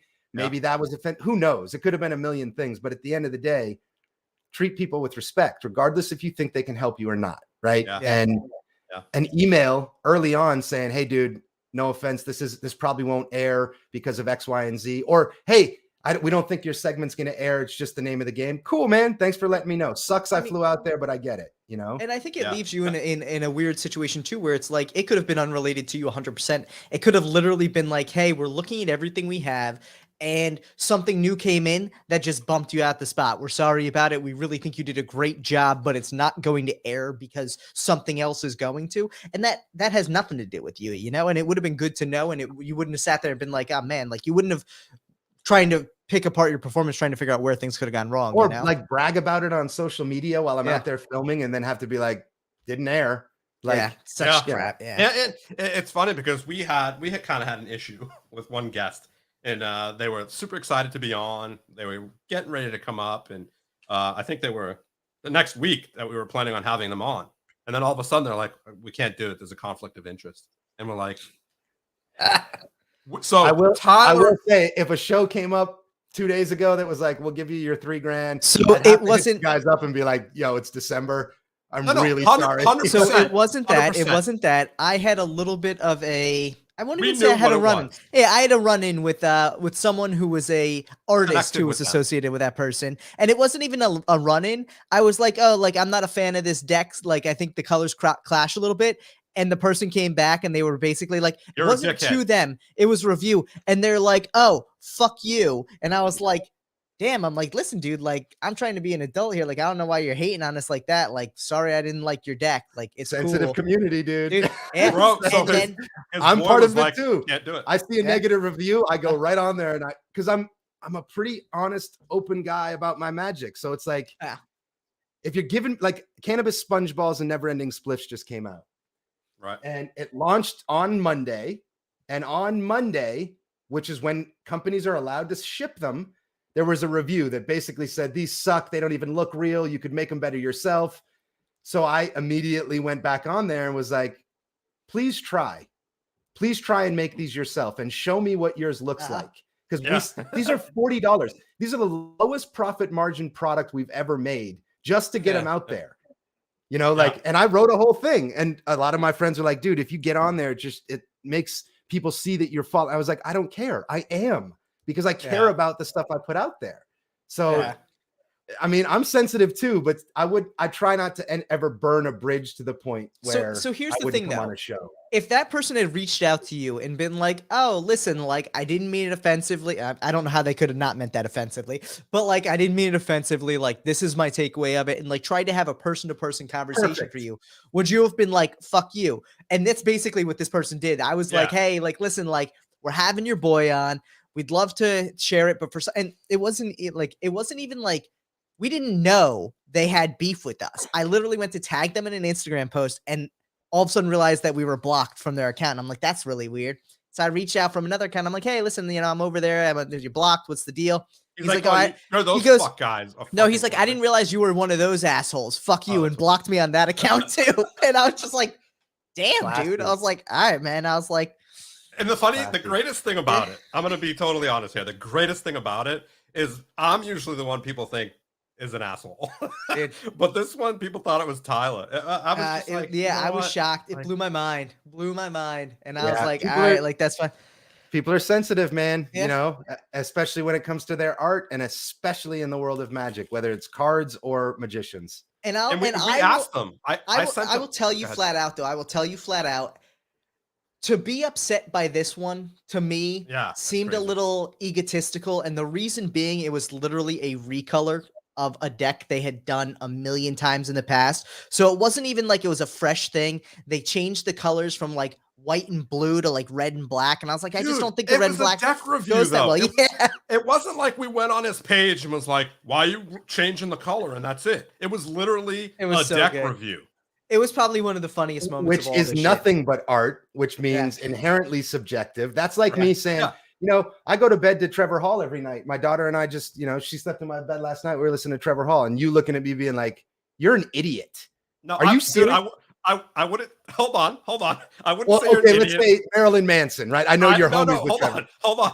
I could never go to bed to Trevor Hall because I know the fucking dude. Yeah, I now you hear your friend in your voice all night. I can't do any of that. Like if I know someone and I hear their music playing and I'm doing anything that I don't want to hear them, yeah, it wouldn't work. But you can't. I mean, it's again that we are very, you know, I'm very sensitive to my work because I put a lot into it, but also very far from perfect. The one thing I know I can do well is develop magic that is commercial because I use it for people. And I have tons of magic I've invented that I'll never market because there's no way in hell you would. I have this dope phone that you wave over and it just disappears and it looks super good, but also only looks super good right here, right? And to make it, I'd have to charge $150. So no. But everything we put out, I know what a margin is. I know how much it costs to make because I did this for 10 years. And most of the time it's a 75% margin increase. If it costs me $7.50 to make this thing, I'm going to sell it for however much 75% on top of that's going to be. That's the retail. Yep. That's because most companies have to do that. They have to work into all these margins. We don't. So we know this is how much this thing's going to cost and how much would I actually buy this for? If I just wanted the effect, how much would I buy it? So this whole lighter project, you're going to get 13 different routines, 2 sets of stickers. So if one wears out, get rid of them. A set of stickers that fit mini Bics and an entire course on how to make these yourself. That's plus awesome. Like an hour plus of teaching of all the routines for $29.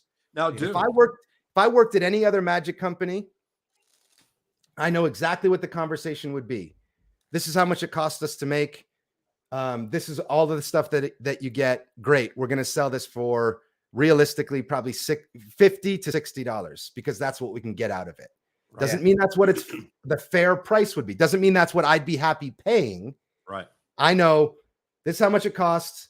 If I saw that 1 or 2 routines I'd use, $30 all day impulse, not even thinking about it. And that's how we're trying to do everything we put out is like, instead of how much can we get, it's how much could we actually sell this for, where yes, we make money, but people don't have to think about it. They just go, people are getting the value out of it. And that's or what it's more about. value, 100%. more about, right? We want them to be like, dude, we bought this for $30 and there's 15 fucking tricks on it. And 3 of them I put right into my kit for $30. There's no companies aren't doing that, you know? And I'll be honest, for me, one of the biggest selling points is when a creator shows you how to create the gimmick yourself after the fact, because there's always a wear and tear aspect. There's nothing out there that isn't going to wear down over time. So knowing that you're not beholden to the creator to now spend another $30 in 6 months, it's I'm great. not the most creative guy in the world. So if here's a tool, I don't want to just hold it and be like, ha, this is what I came up with. Give it to them and be like, hit me up if you come up with something cool. Right? Because why not put a version 2 out? That's the community of people being like, check this out, check this out. It's just marketing your own product. If someone I sent one to Justin Miller, one of the kits. He ripped the thing apart, made an entirely new gimmick, and now he leaves his house every day with this thing in his pocket. It's not part of the kit, but it wouldn't have been there if it wasn't like, hey, you know, get creative with it. So I mean, I think that's the greatest things about magic is everything starts with an idea, right? Different people put out theirs, and other people see a different side of it, and then they create with that, you know. And I think that's where everything comes from the basics, right? So it's like 9 tricks in all of magic, or 12 or something. You have a double lift. How many different ways can you do a double lift? So it's like, that's what it's all about in any type of passion, any type of hobby or whatever. The basics with weightlifting, there's the basics. And then there's all this other bullshit that's added onto it, you know, but I think everybody does things differently because it's what works for them. You know, something might not work for me that works for you. I have to alter it a little bit to make the same trick work. You know, it's on the same principles. And that's the beauty of it, right? That's the growth of it. Look at cardistry. Cardistry is the best example of that. You know, Kenner and a couple other guys did some stuff. The Bucks then revolutionized it. Now you got kids that are 11 years old doing things with 2 decks in each hand that you're like, It's crazy. what? It's But crazy. it's such a loving community. It's not a bunch of people selling the next cardistry move. It's a bunch of people doing it, posting it, helping other people learn it so they can grow off of that. Like, that's dope, dude. It makes it for a tough market to be in because there's not a lot of revenue to be generated there. But that's why it's more of a community than a market. The magic market will always be a market because magicians love toys, right? Self-working toy I can pull out of a box that works. Dude, I've performed the same 15 close-up tricks for the last 10 years of my life, and they'll probably be the same 15 I do for every paid gig I do. Doesn't mean my drawer's not stocked with every single new thing that comes out, right? I love it. It's cool. I mean, it's like collecting shit, you know? Yeah. I mean, you gotta do what works. It's like a musician, right? They're gonna play the same set. If they're on tour, most of the time, they're gonna play the same set every time because that's what bangs for people. You know, that's what gets them jumped. That's what pumps them up. And that's why they gave you their money for the ticket price. Yeah, exactly. Because they expect to hear fucking Lime Tree. Exactly right. If I pay for a Trevor concert and I don't get Lime Tree, I'm going to leave feeling, he could be like, here's my whole new album. No one's ever heard it yet. And I'd be like, great, but your encore better be fucking Lime Tree. Okay. You know, because that's the one I know every word to. Poor Trevor. Poor Trevor. Dude, he wrote that song when he was like 14 years old. I read his interview because we were like, what's it about? He's like, honestly, I don't know. Nothing. Yeah, it's just the song that sounded good. And I'm like, that's not really what I was hoping for, but okay. I'll take it. But that's the cool thing about music. And the same thing with magic is people see it and it evokes an emotion for them, you know? And it's crazy. It's so funny though. And I think when you perform something constantly, you know, that you get your 10,000 hours, it becomes so easy for you that it's flawless, you know, and it's smart to utilize those things over and over again because, like you said, they work. Well, pros do the same tricks for a bunch of different people. Hobbyists do a bunch of tricks to the same group of people, right? Yeah. If you want something that you can walk into any group, whether they're cybersecurity engineers or they're blue collar construction workers, and you know it's going to hit, you don't get to go, oh, that's the new trick I bought last week. That's the trick you've done for 6 years in a row, 10,000 times, and you can slightly change your presentation because you know it inside and out to whatever your market is. I mean, even, you know, stand-up shows I do. I have 2 spots in my stand-up shows that are for new tricks. The rest, those are tricks I'll silk to egg, right? Celebrity smartass. You know, well, you don't do your own shit. Why would I? That's a masterpiece of a stand-up piece of magic.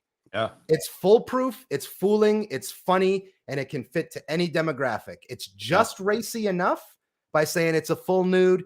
It's a perfect trick. Why would I replace that with something I can dream up? It's a perfect trick that Bill Abbott has spent 10,000 hours perfecting, you know? But I like that I get to be in the middle of both worlds. I get to be a hobbyist and look at all the new toys that come out and play with them and get ideas. But when I need to, you know, make some money or get that love of performing, I can go stand on stage and do what I know kills because I've done it 150 times before. So, you know, it's like you burn out, right? But when you burn out, you pick up your other hobbies, or I spend time with my kids or do whatever, but you got to have that ebb and flow. I'm just very, very lucky to be able to, you know, have no creative development where I have to get approval from anybody. There's nothing. If we want to do it, my partner and I talk. Do we have the money to fund it? We're doing it, you know, and that's a freedom I've never experienced. And I'm super excited for what's to come behind it. Yeah. Now, obviously you said you had 15 things coming up, right? You have 15 things that are like ready to be released. You ever kind of go back and forth with yourself? Was like, which one am I going to do next? You know, like, it happens pretty organically, you know, for the lighters, I've been thinking about it for a long time, but because of the pandemic, China and shipping is a nightmare. It's about 6 times longer. So I knew, hey, the next product you develop will have to be something that ships stateside. So I went, all right, out of my manufacturers, which ones are stateside? This is a perfect one. Low, you know, it's going to be right after Christmas, $29, a low cost. It's not going to be breaking the bank. Most people spent their Christmas money. They might have $100 left over of gift cards. Perfect for the market. I can get it in no time. I don't have to ship from China. Whereas, you know, this has been 5 years I've been working on this thing. And finally, January 20th, they're done. I mean, That's awesome. this will be the biggest, most important thing as far as people who, people may be like, oh, Adam's the guy that worked at Illusionist and he sells that fireball thing, or Adam's the guy that, works. Everyone has a different view of who you are. Yeah. This one, I really want to be the sort of like, this is Adam's take on magic. This is what Adam thinks about magic. And, who knows? It'll hit or it'll be a bust, but it'll be what I've wanted. And sometimes you got to wait 4 years, 5 years for that to be. So I don't really pick and choose which one's next. It's sort of like, all right, what do we have the money for? Yeah. A year of that was just sitting there because we knew we didn't have any money to fund it, because it's the most expensive thing I've ever done, hands down. Yeah. Whereas like this Cylinderan coins is on the front of I got a Lego thing I'm working on too. That's like, I just want those out because there's such good ideas that someone will beat me to it. So it's sort of like certain ones you have to rush because it's like, it's in the ethos now. Someone else is going to pluck it out of there. And, but where other ones, like, no one's going to do that. The amount of work I have into that, if someone else beat me to the market with that, I would probably be like, good luck on them. I'm done. I'm done with magic for good. There's no way that, someone beat me to the stuff built in there. Yeah. And you haven't shown it to anybody yet, right? There's about 5 people who have seen what it really is. I mean, it's the coffee cups and balls, right? It's a routine using coffee beans and coffee cups. But there's some dope little secrets built into it. So January 20th is when we'll get to ship date. No. That's ship date from China. So gotcha. That who knows, that could mean our goal is end of Q1 2022. That we'll our real goal is Blackpool, which is in February. Nice. I'd love to have 100 units with the trailer done by then and launch it at Blackpool. But maybe we can have you on a live and you can talk all about it, and you can actually, when it's time to perform it. The goal is that it's a big thing. It's not just cups and balls. You get a full cups and balls, but you get 3 versions of cups and balls, depending on where you are. You get a full chop cup routine. You get 3 versions of a chop cup routine. And then you get a stand-up performance piece. You also get a sit down. So it's a massive project, but That's with awesome. that said, hell yeah, I'll get on and we'll do the sit down version of it and I'll perform it live.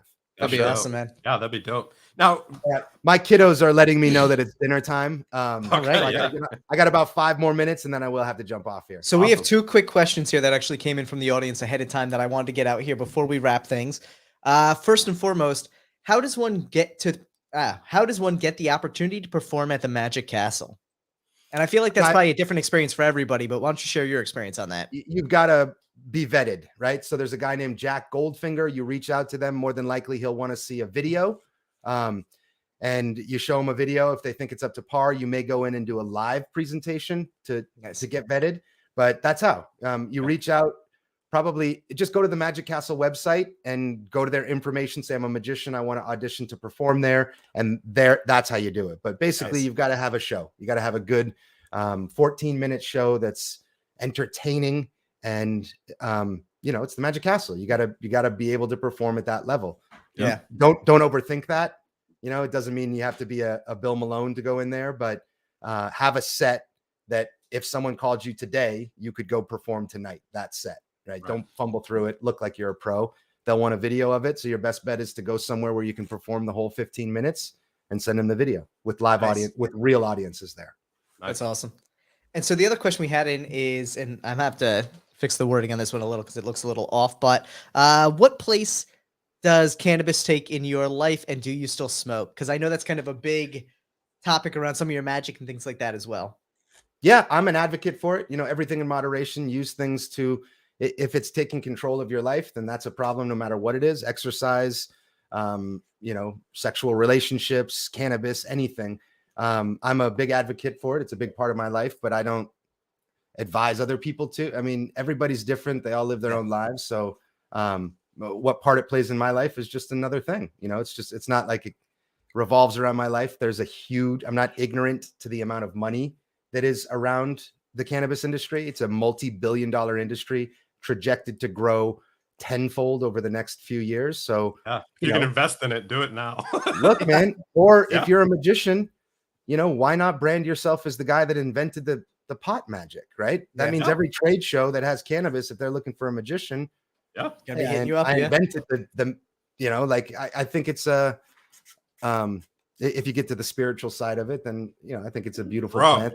Has tons next year of you got value. next year you got to do the Emerald Cup. Yeah, I would love to, dude. I mean, I've done. We'll talk. I know the owners. Beautiful. I mean, we'll develop a whole custom show for them at that point. But let's do it. That We'll would be make it dope. happen. We'll talk. That'd be After. they super are cool. looking. That's exactly what they want too, right? They want Yeah. different, fun, unique. 100%. Imagine the trade shows I've done in the cannabis world are hands down the most fun, receptive audiences I've before I even had the cannabis props. Dude, There are can a you bunch of picture their stoners that are there to response? have a good time.